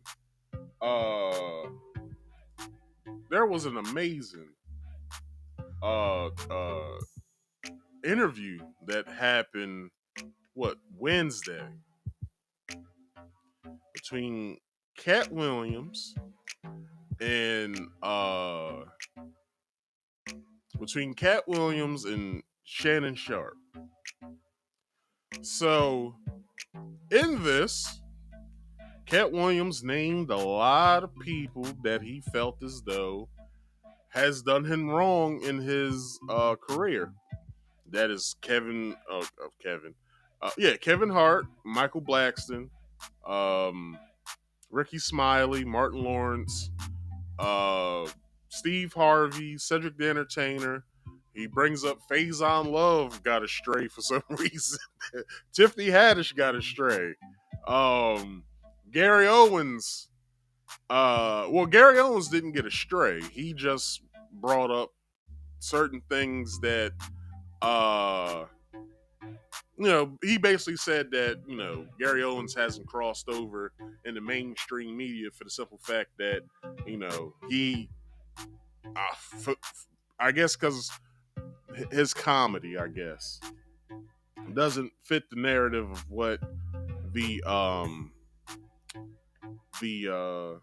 take this down. Where's it at? Let me bring this up. I don't know where to start first because everything has been great. I didn't want to get with because I was scared. Blah, blah, blah. Okay, that was about Jonathan Majors. Calling out black men. Hold on. Damn, everything is good. All right, let's start here. Go everywhere. I'm not interested in talking to people unless it's like a Larry King or somebody of an amazing fan base. Expect you in your face and tell you straight up lies. I'm talking about things that have never been heard in all of Black Hollywood. They feel comfortable sitting here lying to you about it. You gonna set the record straight? Are you kidding me? You let Ricky Smiley sit here and you said out that mouth, you stole Friday After Next, the one I was in. I wish all of America fumbled a bit when that happened. And then he said some stuff that we haven't heard in 100 years in Hollywood. You ain't say nothing. This man told you he had Katt Williams' role. He was gonna be Money Mike. Wait. And Katt Williams was gonna be the Santa Claus. Now let's 3 quick points.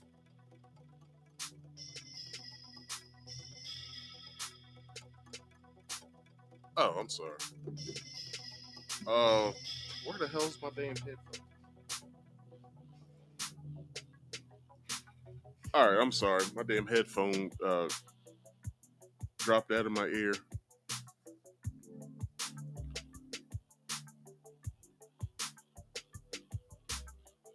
All right. Let's continue. You mean in Hollywood they can't... So, hold on.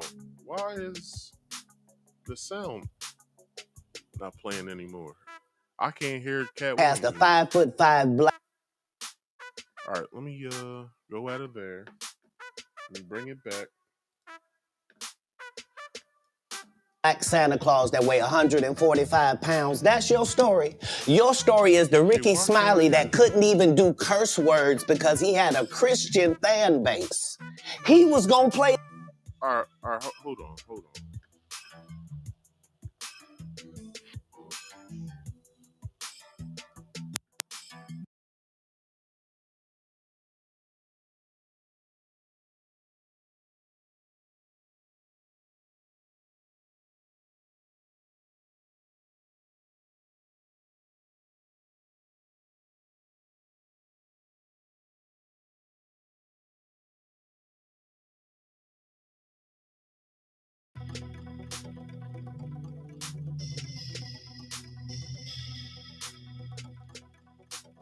can't hear a damn thing now.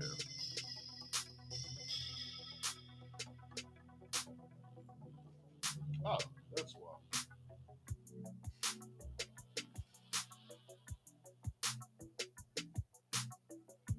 I unplugged my headphones. All right, I'm sorry. Let's get to this. I'm sorry. The pimp. Why you didn't ask him why has he played a woman in more movies than he's played a man? Well, I didn't know he shouldn't be able. You wouldn't let a athlete that been on steroids talk about one of the greats. All right, let's see. Ricky Smiley can't act. He was just that bitter when we were shooting it. Audition number 200 department. They made a Santa Claus suit for me. Like, what doesn't line up? This is a televised joke that Mark Curry had to save their life. They play good women, and I believe that the best actor should be in the best role. So that's why, because when we released that clip and he said that, you responded because he said he was supposed to play Money Mike and you were supposed to play Santa Claus. An outright lie. So that he knows is a lie. So why would he say it? Because he's a liar. Nobody knows why liars lie. And that's why I had to come on the program. Cedric did the same thing. Cedric told you when you asked him, did you steal Cat Williams' joke? Yeah. He said, it don't line up. How it don't line up that I did it on TV in 2018? You came to see me at the Comedy Store do it in 2019 and then did it on the Kings of Comedy. Like, what doesn't line up? This is a televised joke that Mark Curry helped me punch up and get to the level that it was. The same Steve that went to go watch Mark Curry do his whole sitcom and then stole everything Mark Curry had. Now Steve got a sitcom where he the principal and he wear a suit and then he gets this high top fade, making all black men think he got the best lineup in the business. And it's a man unit. Bruh. Then you... Man, motherfuckers was catching strays in this. Now, it was one thing that he brought up. And I just thought it was funny. Weird face wife that never... If you sign up for their program, you get a light-skinned, weird face wife that never do an interview.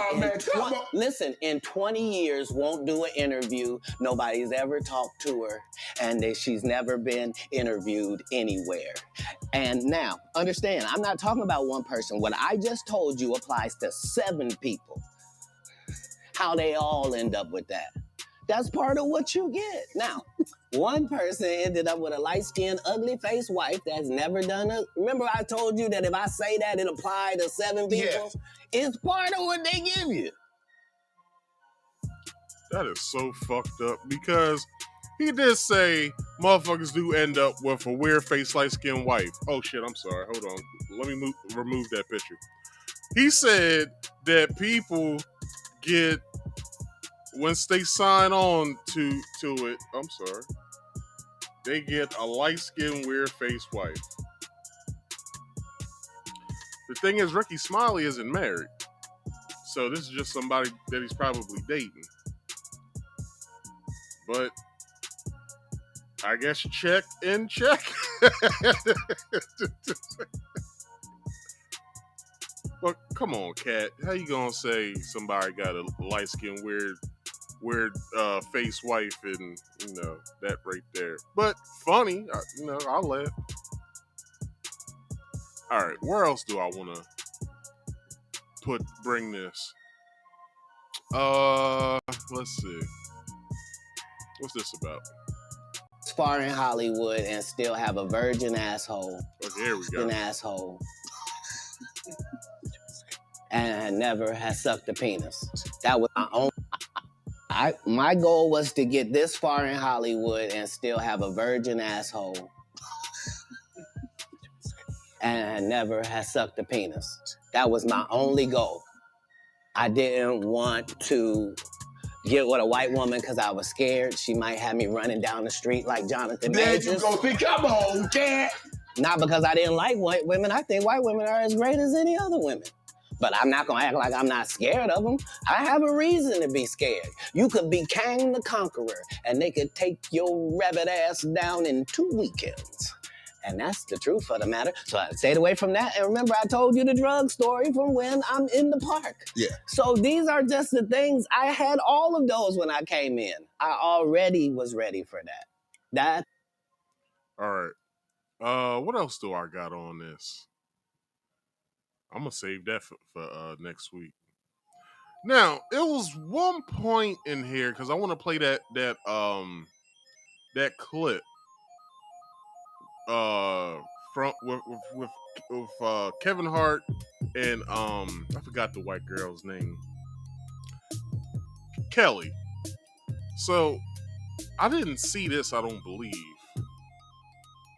You know what the number one job of somebody that sold their soul in Hollywood is? All right, here we go. Is to act like it didn't happen. They all do the same job. Why do you think Gary Owen can't cross over and he already white and been in comedy for 25 years?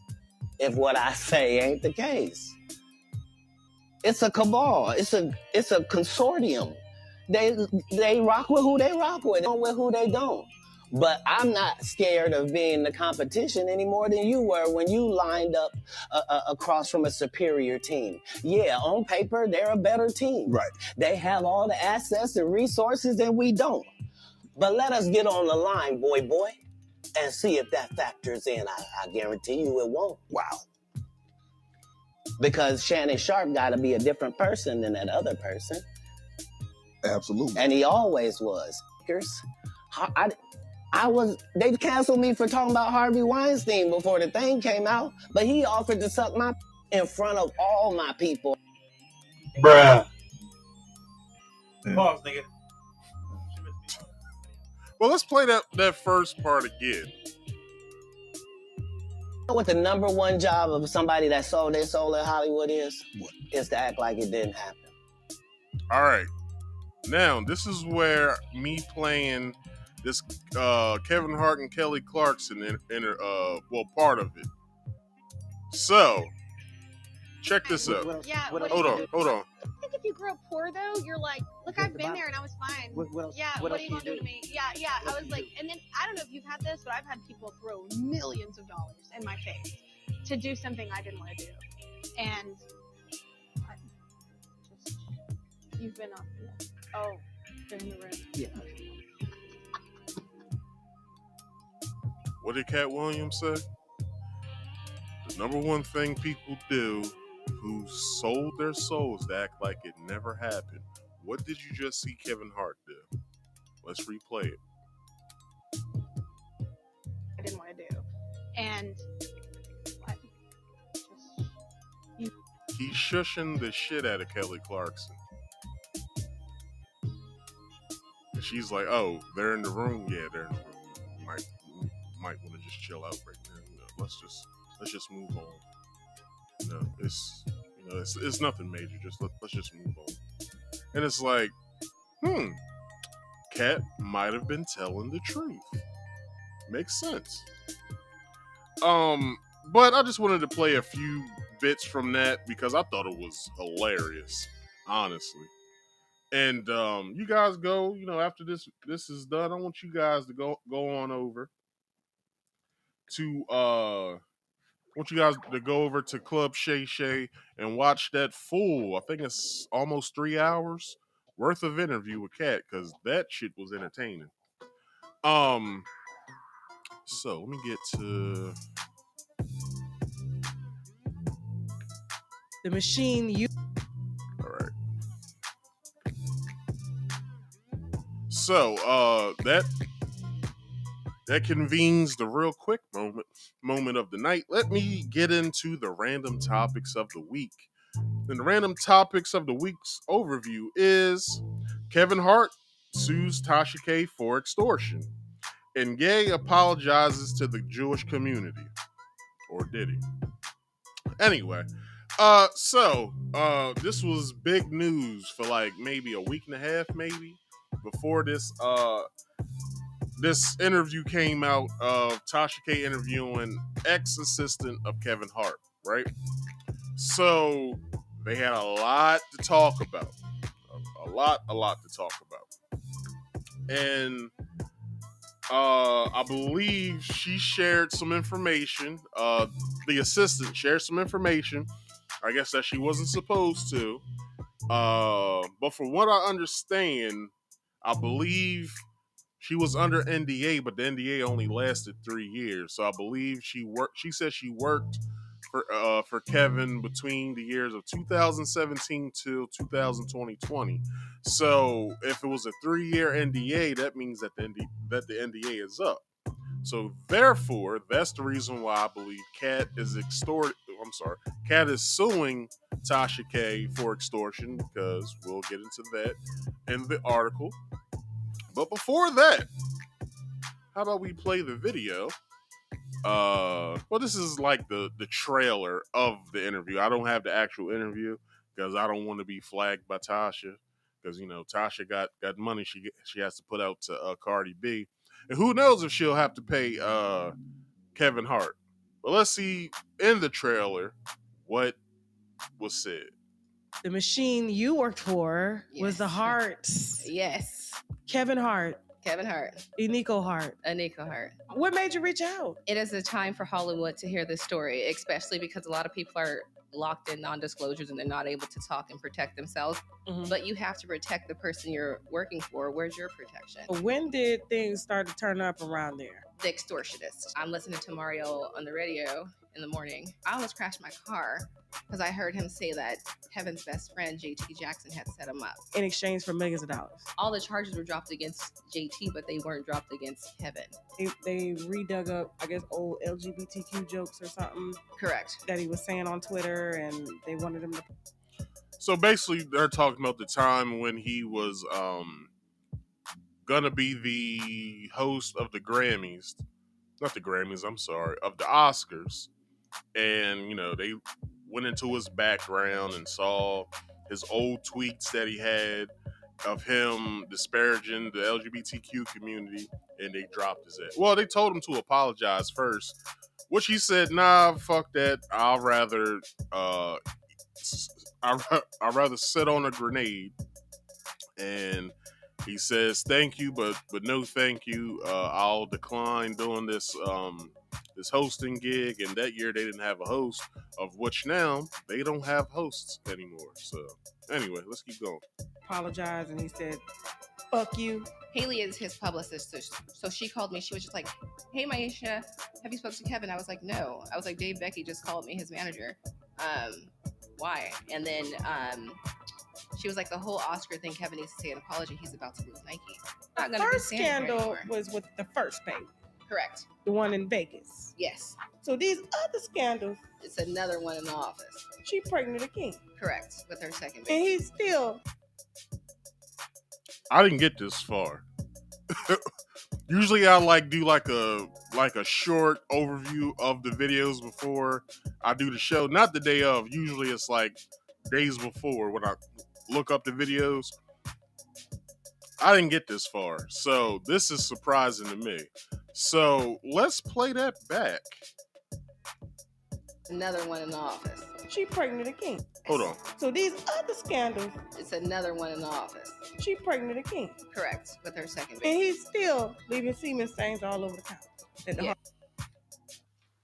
I guess Kev was getting Swallowed up. Have you ever been swallowed up? at the Heartbeat Productions office.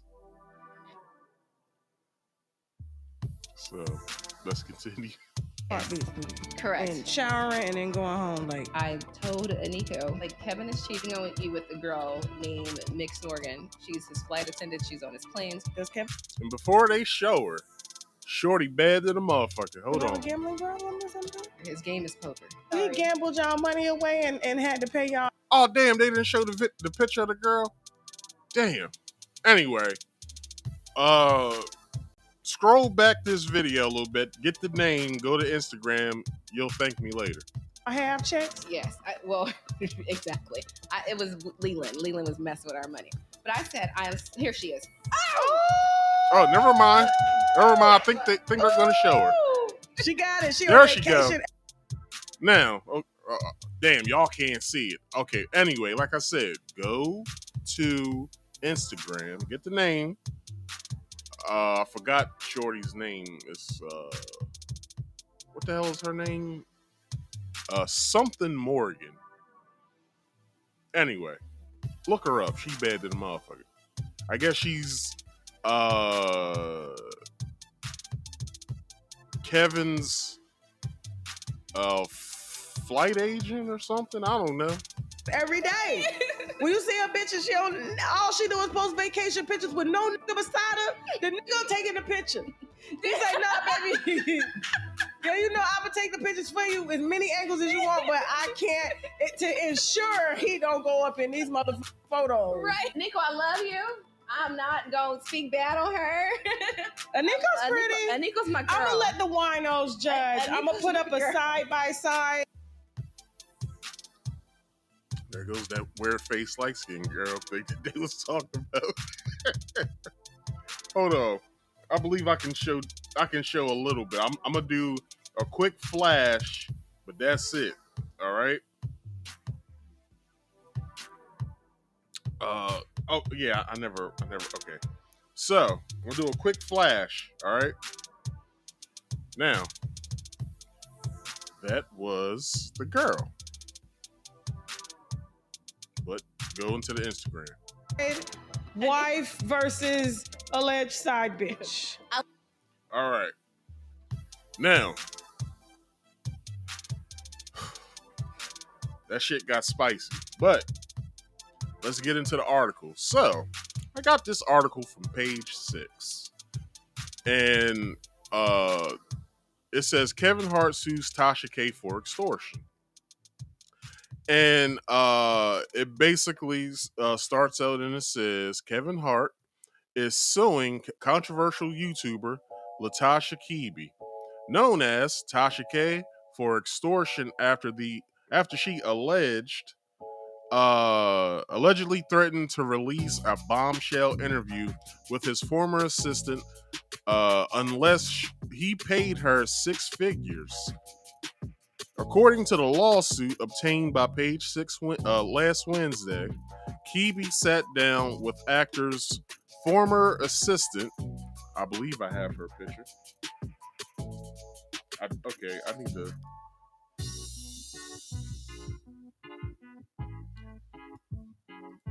Matter of fact, yeah, that was in the right order. So Tasha Keeby, all right.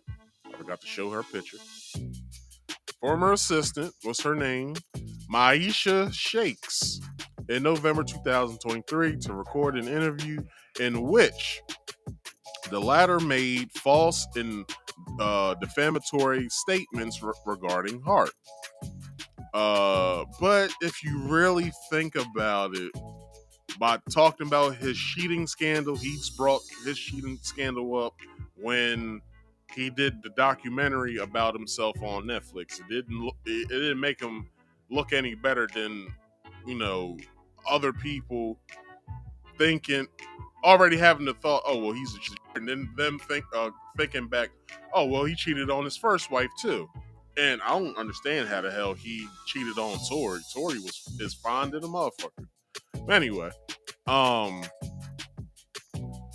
the comedian 44 claims that after the interview, an alleged affiliate of Keeby called his team and threatened to publish the interview unless Hart paid a ransom of $250,000,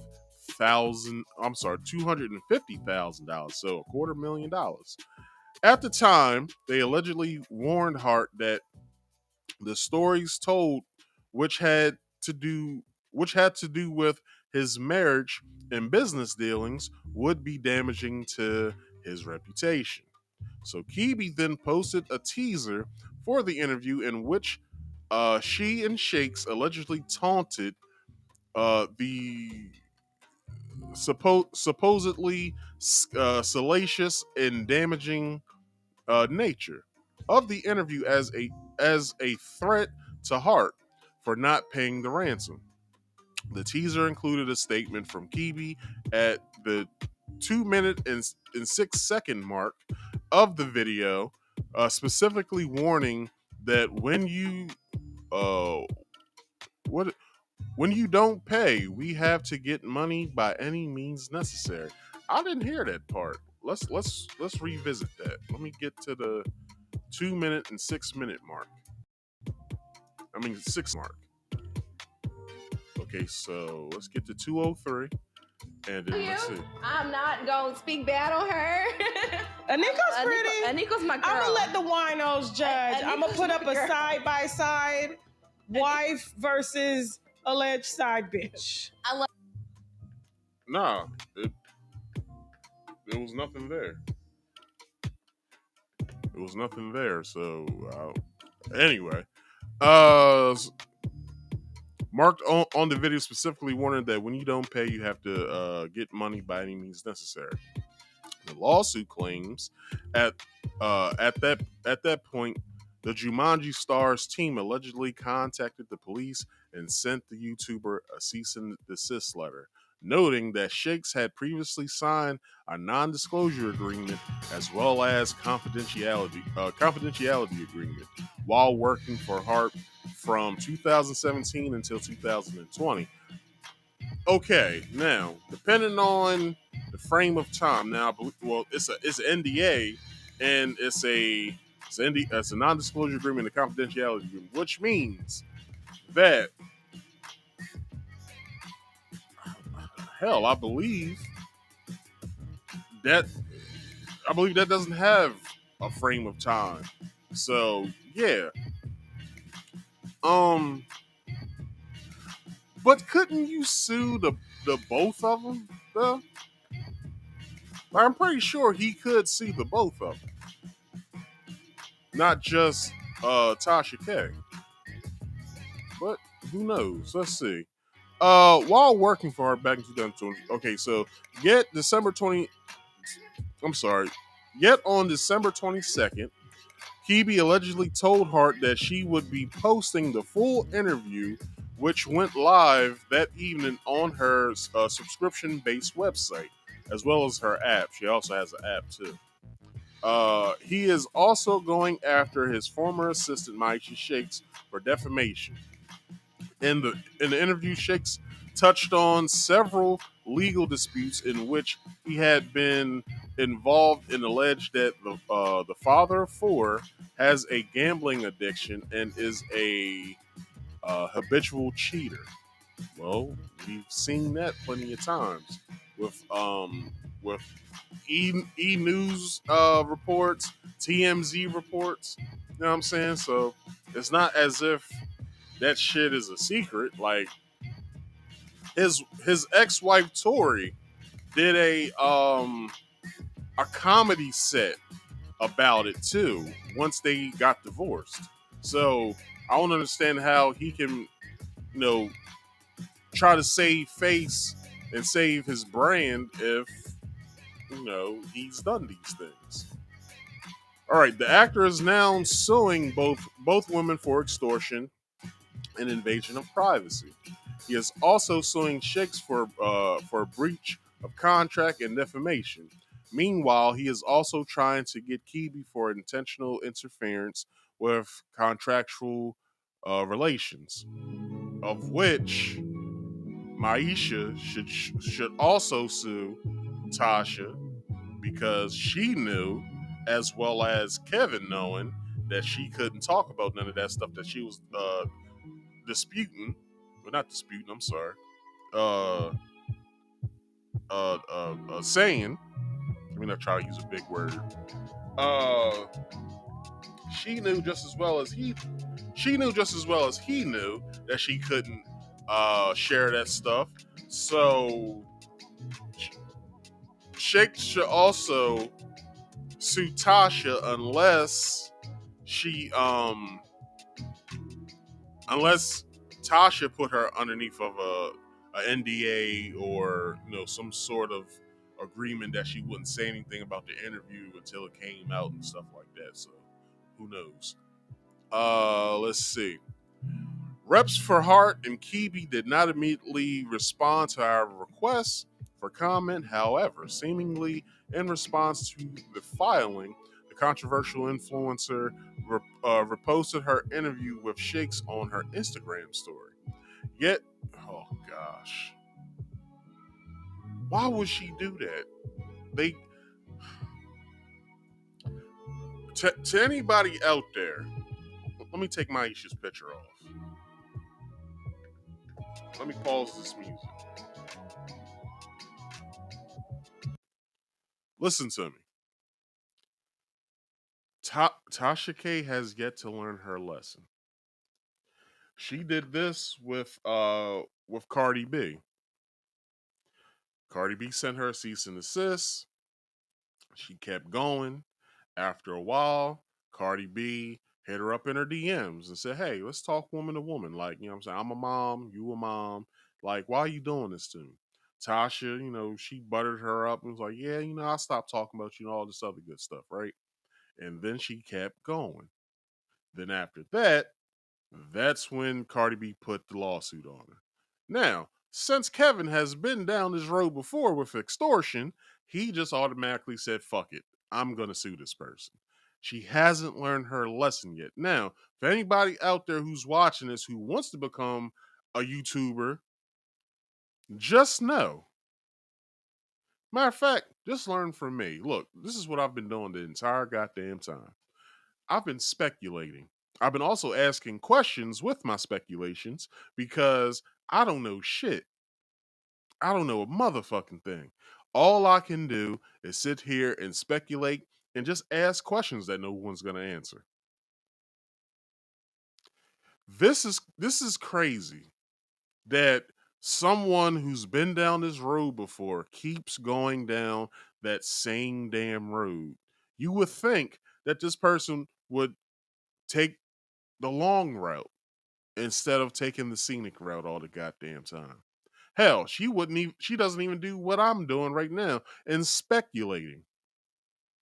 The thing is, the crazy part when I spoke about Tasha K with the Cardi B shit, I actually watched her shows when she was doing that shit. And I was saying to myself out loud, she might get sued for this. And what happened? She got sued for it. Not only did she get sued, she went to federal court for it. Not only did she go to federal court, she lost in federal court. Then she hopped on her well, I think it was a pre-recorded video. She did a pre-recorded video in all white talking about, "I'm gonna take this all the way to the Supreme Court, I'm gonna appeal this," and all this other dumb shit. And then she does it, and guess what happens? She loses again. To the point of where she has to pay Cardi B $4 million. She's trying to be funny the entire time with this. "I ain't got it, y'all. Just tell her I ain't got it." Well, you gotta give it up because not only is she going, I believe she seized your home. Not only that, I believe Cardi has taken your husband to court so she can find out what he knows.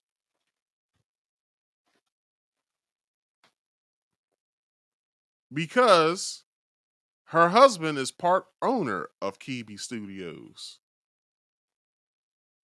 So, all Cardi wants to know is, where's the money? I want my money. That's all she's saying. Now, also with that, anybody out there who wants to be a YouTuber, take note. Study Tasha K. Tasha K goes pretty viral, but when she goes viral, it's a lot of shit that's in there that are lies. So learn how to pick from what she says and what she's doing, because you'll land yourself in court for it. Now, I'll tell you guys now, with every video, my show consists of 3 parts: articles, videos, and my own opinion. Guess what? Two out of 3 of those. Well, really, yeah, 2 out of 3 of those are sometimes could be put in court as hard evidence, right? Guess what can't? Well, no, I'm sorry. Let me back up. all of it can be put in as evidence. But my opinion of me asking questions and me basically saying, well, this could have happened, or maybe that didn't really happen. That's me speculating. I'm doing, I'm just speculating all over the place when I come to do this show. Because I don't know what happened.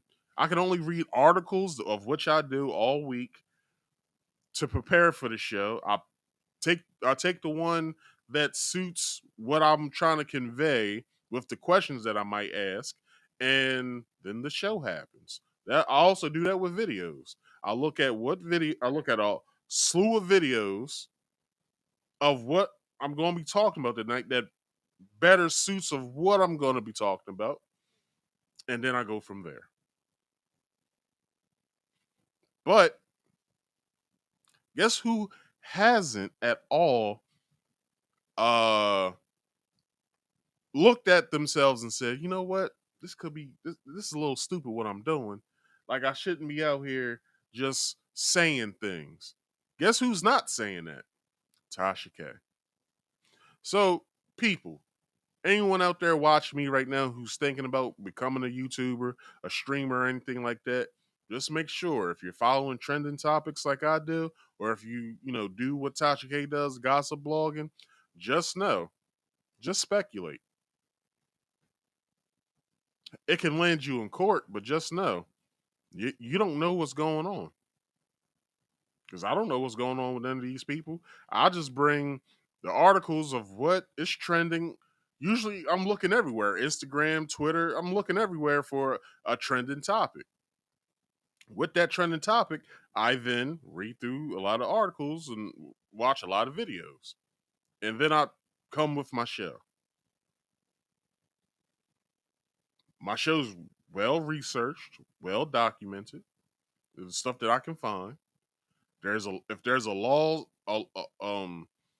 lawsuit that was filed that is public, I bring up that lawsuit, and I read from the places of which is stated in either the articles that I've read, or I might just read the whole damn document to you. Because one thing I don't want is a cease and desist letter coming in the goddamn mail of me talking about something.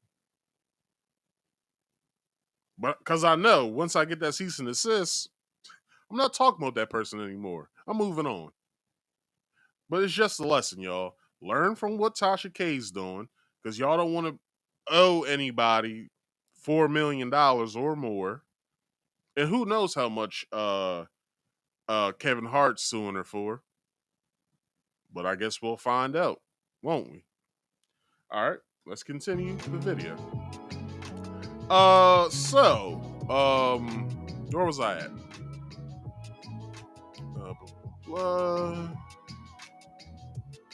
Let's see. Okay, so yet this isn't the first time that the online personality has got into trouble with the law. As Hart pointed out in the lawsuit, Hart's lawyers cited the Unwind with Tasha K host's long history with defamatory and otherwise improper content regarding celebrities and other high-profile individuals, including Cardi B. For instance, most recently, she was found liable for damages exceeding $3 million in a defamation lawsuit by the musician. Cardi B, the lawsuit read, pointing to the rapper's January 2022 win against the YouTuber. The Bodak Yellow rapper had sued Kibi in 2019 after the latter posted videos claiming the Grammy winner had prostituted herself, was addicted to hard drugs, was unfaithful to her husband Offset, and had contracted herpes. You see that, y'all? You see all that stuff that came out not true?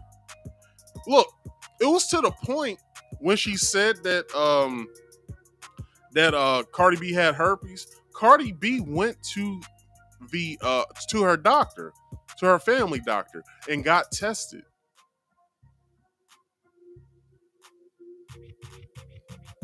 Now, somebody who's putting out lies, the other person second guessed themselves. And we're here, where she has to pay out $3 to $4 million. Crazy, right? Don't be her. All right. And even more, fucked herself with beer bottles. This is everything that she said. And I watched every single episode that she was talking about this. Only reason why I was watching because I was bored and there was nothing else on television. So I would sit there with my dinner and I would sit there and be like, she ain't really do that, did she? I'll just be sitting there just stuffing my face. Goddamn. But anyway, during the trial, Cardi testified that she felt extremely suicidal due to the online chatter started by Kibi, whom she described as an evil person. Although Kibi filed for bankruptcy after losing the case, she got it. She just don't want to give it. A judge later ruled that she couldn't use her financial ruin to avoid paying the rapper. And that's what it is, y'all. Play stupid games, win stupid prizes.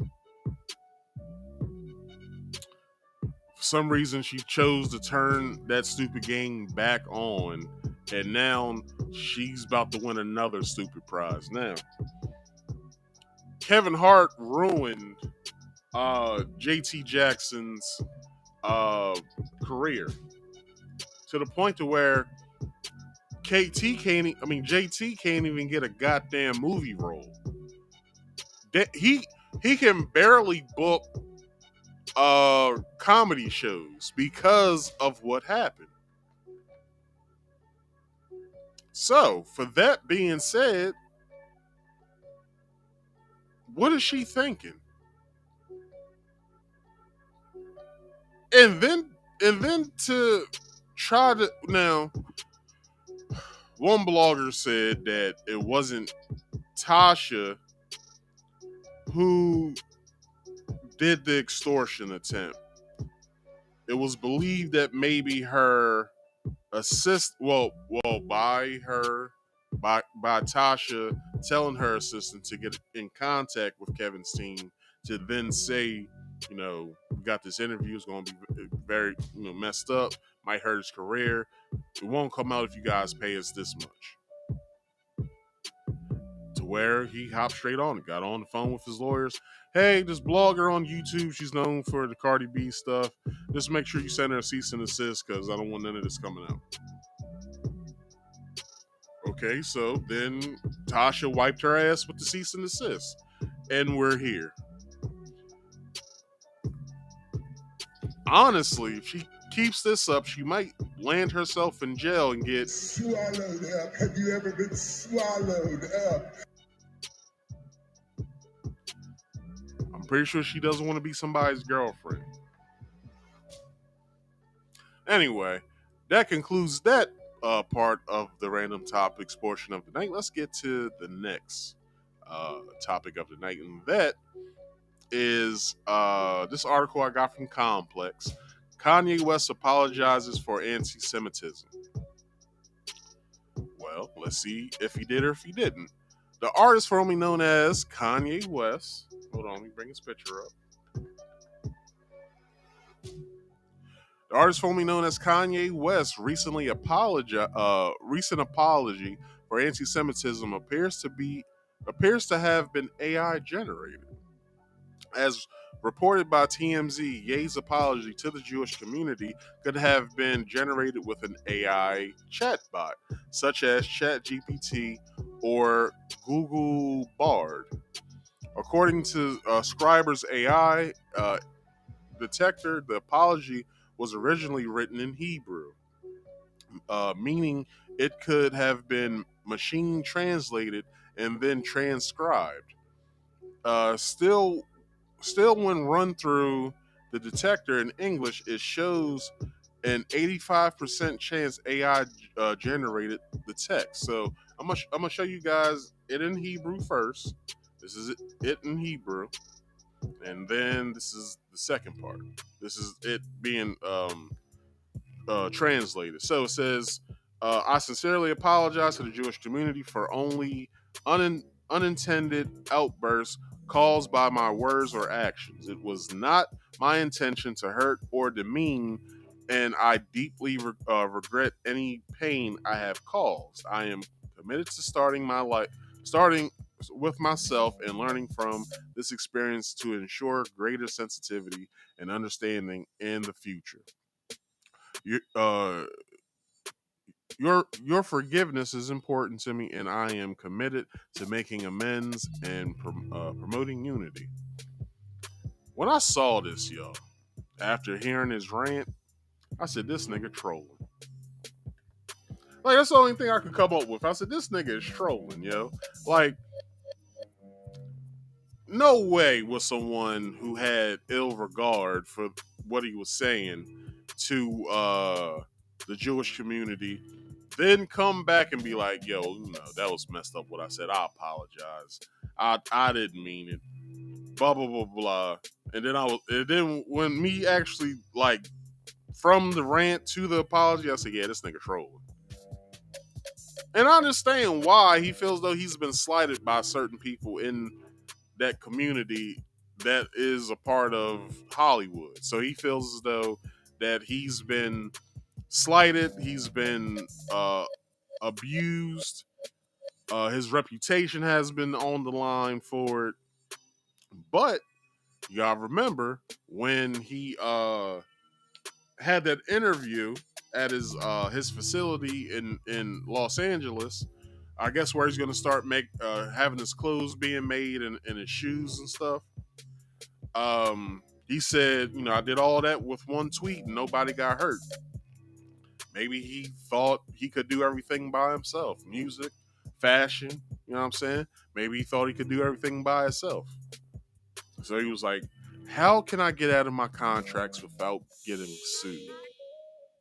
Oh, I know how. I'm I'm gonna be anti-Semitic or whatever, and he did so. So, I guess it's smart, but these people, the landlords are very sensitive when it comes to certain things. So to mess with these people again, Kanye, like, come on now, but you have no coof about yourself. In the words of Cat Williams, stop that. Anyway, let's move on. In his apology, Ye appeared to show remorse for his hurtful comments made about the Jewish people, which included sharing conspiracy theories and praising Dolph. Just put the A in front of that, and y'all know who I'm talking about. In an interview with Alex Jones, I sincerely apologize to the Jewish community for any whatever. Yeah, I read that already. Let's see. Okay. When utilizing a service such as ChatGPT to generate an apology for Ye to address the Jewish community, TMZ found the AI-generated apology eerily similar to the one he issued on Instagram. I sincerely apologize to the Jewish community for my recent...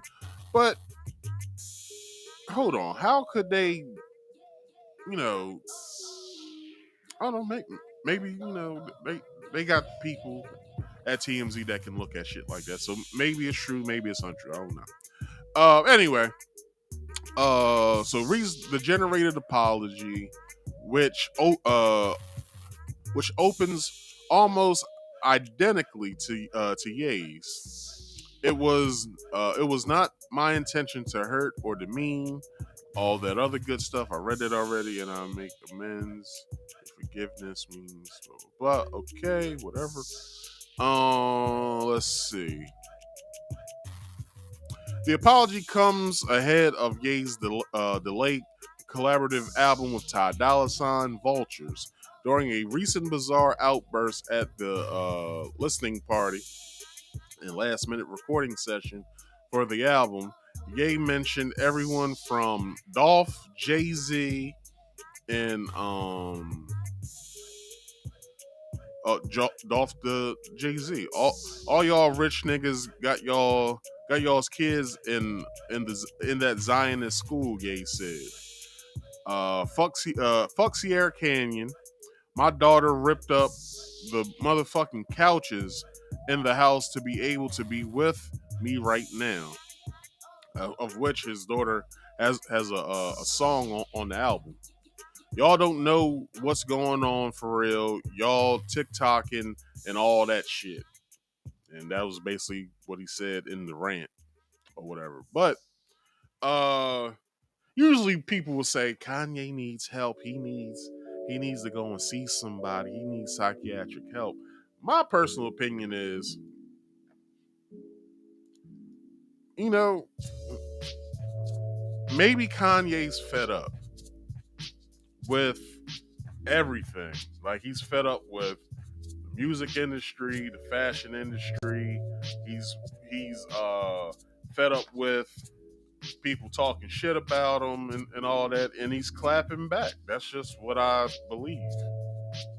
And you know, I could be wrong. Maybe it's something else. And he could be crashing out, maybe. You know, you never know. Or Kanye just probably hit the excuse me. He probably hit the fuck it button and was like, you know what? Fuck it. I'm just gonna come out with all this shit. Of which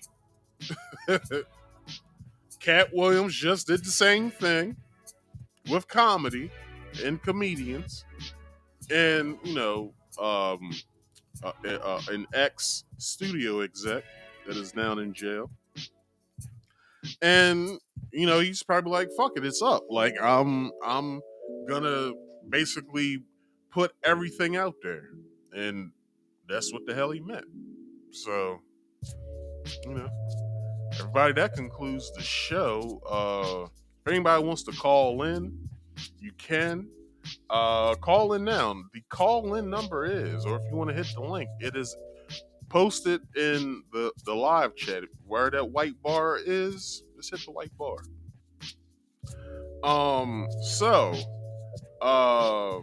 Hit the white bar, either call the number, the phone lines are open, or you can come up and come talk to me. Whatever you want to talk about, either topic that I've brought up, between Katt Williams, DJ Akademiks, Tasha K, and Kevin Hart, or yeah.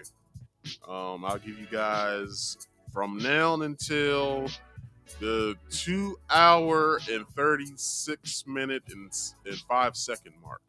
So you got right now. So come on and call in.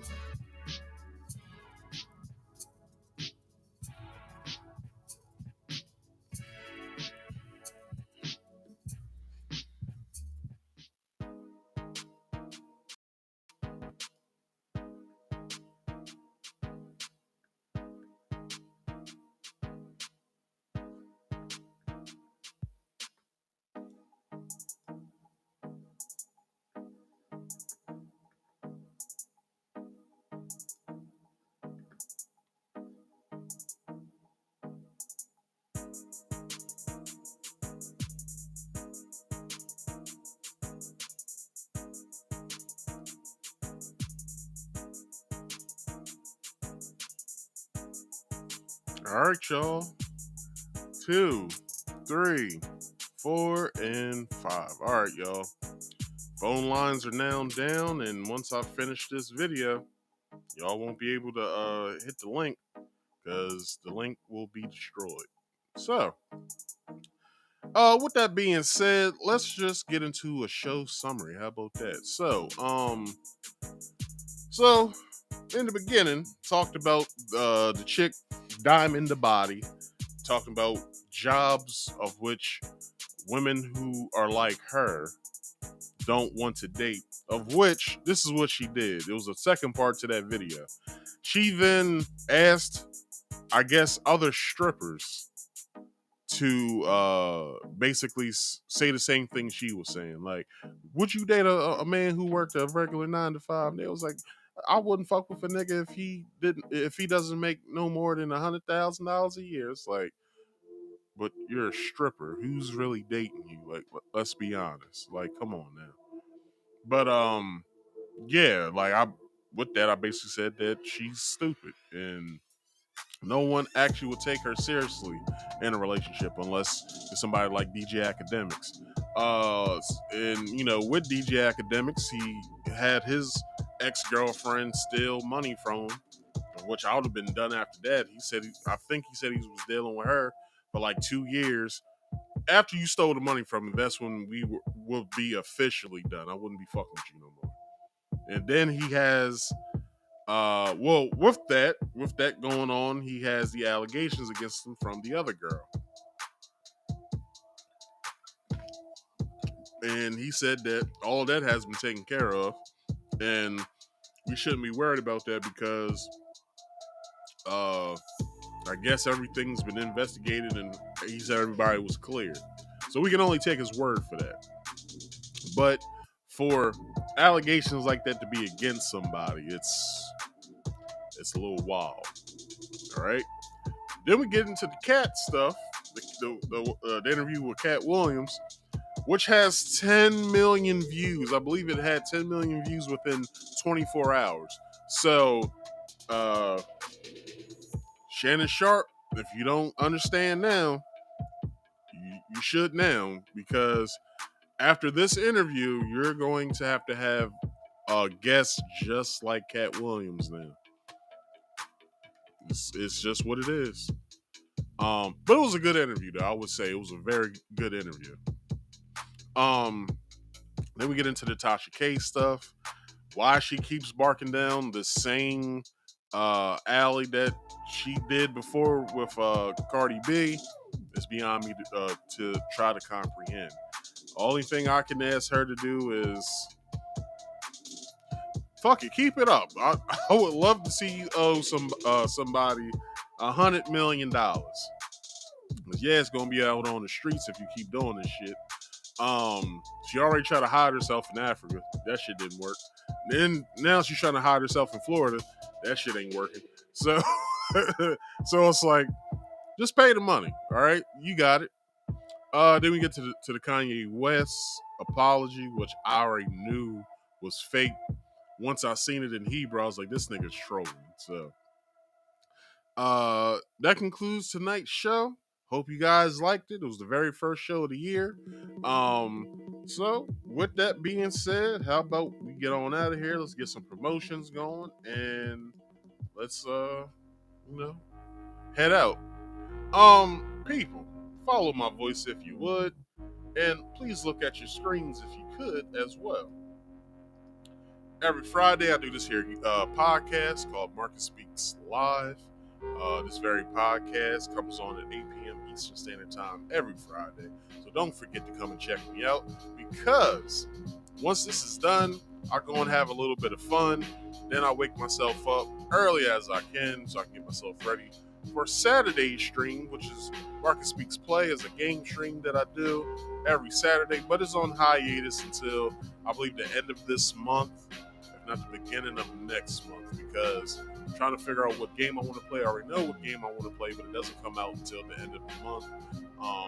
And I don't want to keep embarrassing myself with God of War Ragnarok Valhalla, all right? So we're going to pick Marcus Speaks Play up when Suicide Squad Kill the Justice League comes out. So once that comes out, I'll be back streaming gameplay with that on Saturdays. But if you ever want to come and check me out on Saturdays, my show time is 2:30 p.m. Eastern Standard Time. So don't forget to come and check me out on my streaming days, which is basically the weekend. Also, subscribe to this here channel, Marcus Speaks, if you haven't already done it. Hit that subscribe button, then ding that bell to all to get all my notifications once I go live and when I post a video. But do me a big favor, if you could, because it's another platform I would like to stream on as well. It's called Rumble. So go to the description box, hit that Rumble link, follow me over on Rumble, because I would love to start streaming over there, because the plan is, if things starts getting spicy over here once I start talking to you guys, I can cut YouTube stream for the stuff that we can say over here, and we can continue it over on Rumble. So please do yourself a favor and do me a favor and follow me over on Rumble. If you ever want to come up and come talk to me, you can. It's free. You don't have to pay like all those other YouTubers that you watch. You can come up here, come and talk to me. You can with me. You can argue with me or to me. We can have a jovial conversation, or you can fill in some holes that I probably didn't pause. Fill in some holes. Pause. You can fill in certain places where I probably missed or didn't know about. So you can be a part of the show as well. So if you ever want to come up here, just hit the link that's pinned to the top along with the phone number, 302-283-9791. You can come up here and you can come and speak to your favorite podcaster, Marcus Speaks. With that comes rules, and rule number 1 must be on camera at all times. If you want to use the link feature, I need to know who I'm speaking with. If you don't want to be shown to the audience, that is fine. You don't have to be. There's a question back here in the private chat. Don't make it a conversation. Let me know your name and your answer, and I'll accommodate you from there. And then the last rule is please mute all background noise. That means mute me, mute any music you got going on, or you can go to a nice secluded spot in your house. Please use corded headphones because it helps for better audio quality. So not only myself, but the audience can understand you as well. So follow those 3 rules, we won't have an issue. And also, please, you gonna come up here and try to troll, don't do it. Because once you come up here, that doesn't mean you pop directly on the screen. I can see you right there. So if I think you're about to do something stupid, I'm just gonna boot your ass. If you don't want to follow any of the rules, I'm just gonna boot your ass. It's just that simple. All right. And the last thing that I really have is just like this video, subscribe if you are new here, hit that bell icon to all, comment in the comment section once this video is done, and please share this to your social medias, friends and family, and anybody else that you think would be interested in a podcast like this. All right, y'all. I'm out of here. So once again, Happy New Year to y'all. Stay low because this is an election year. I won't be here tomorrow until the end of the month. So, y'all have some fun tomorrow. I'll probably think about doing something, maybe. But anyway, everybody, this has been Marcus Speaks. I've been your host, Marcus. Y'all, I got one more thing to say to y'all. Focus on getting to the money because y'all know money makes the world go round. As well as, please, drink more water for health purposes. Drink mineral water so you can be hydrated more. Probably water that has vitamins in it as well. You need vitamins. Anyway, mind your own business for mental health purposes. And if you didn't believe a damn word I said tonight, do your own research. Helps you out in the long run. Everybody, I thank y'all for watching, and I'll check you guys out next week. Peace out, y'all.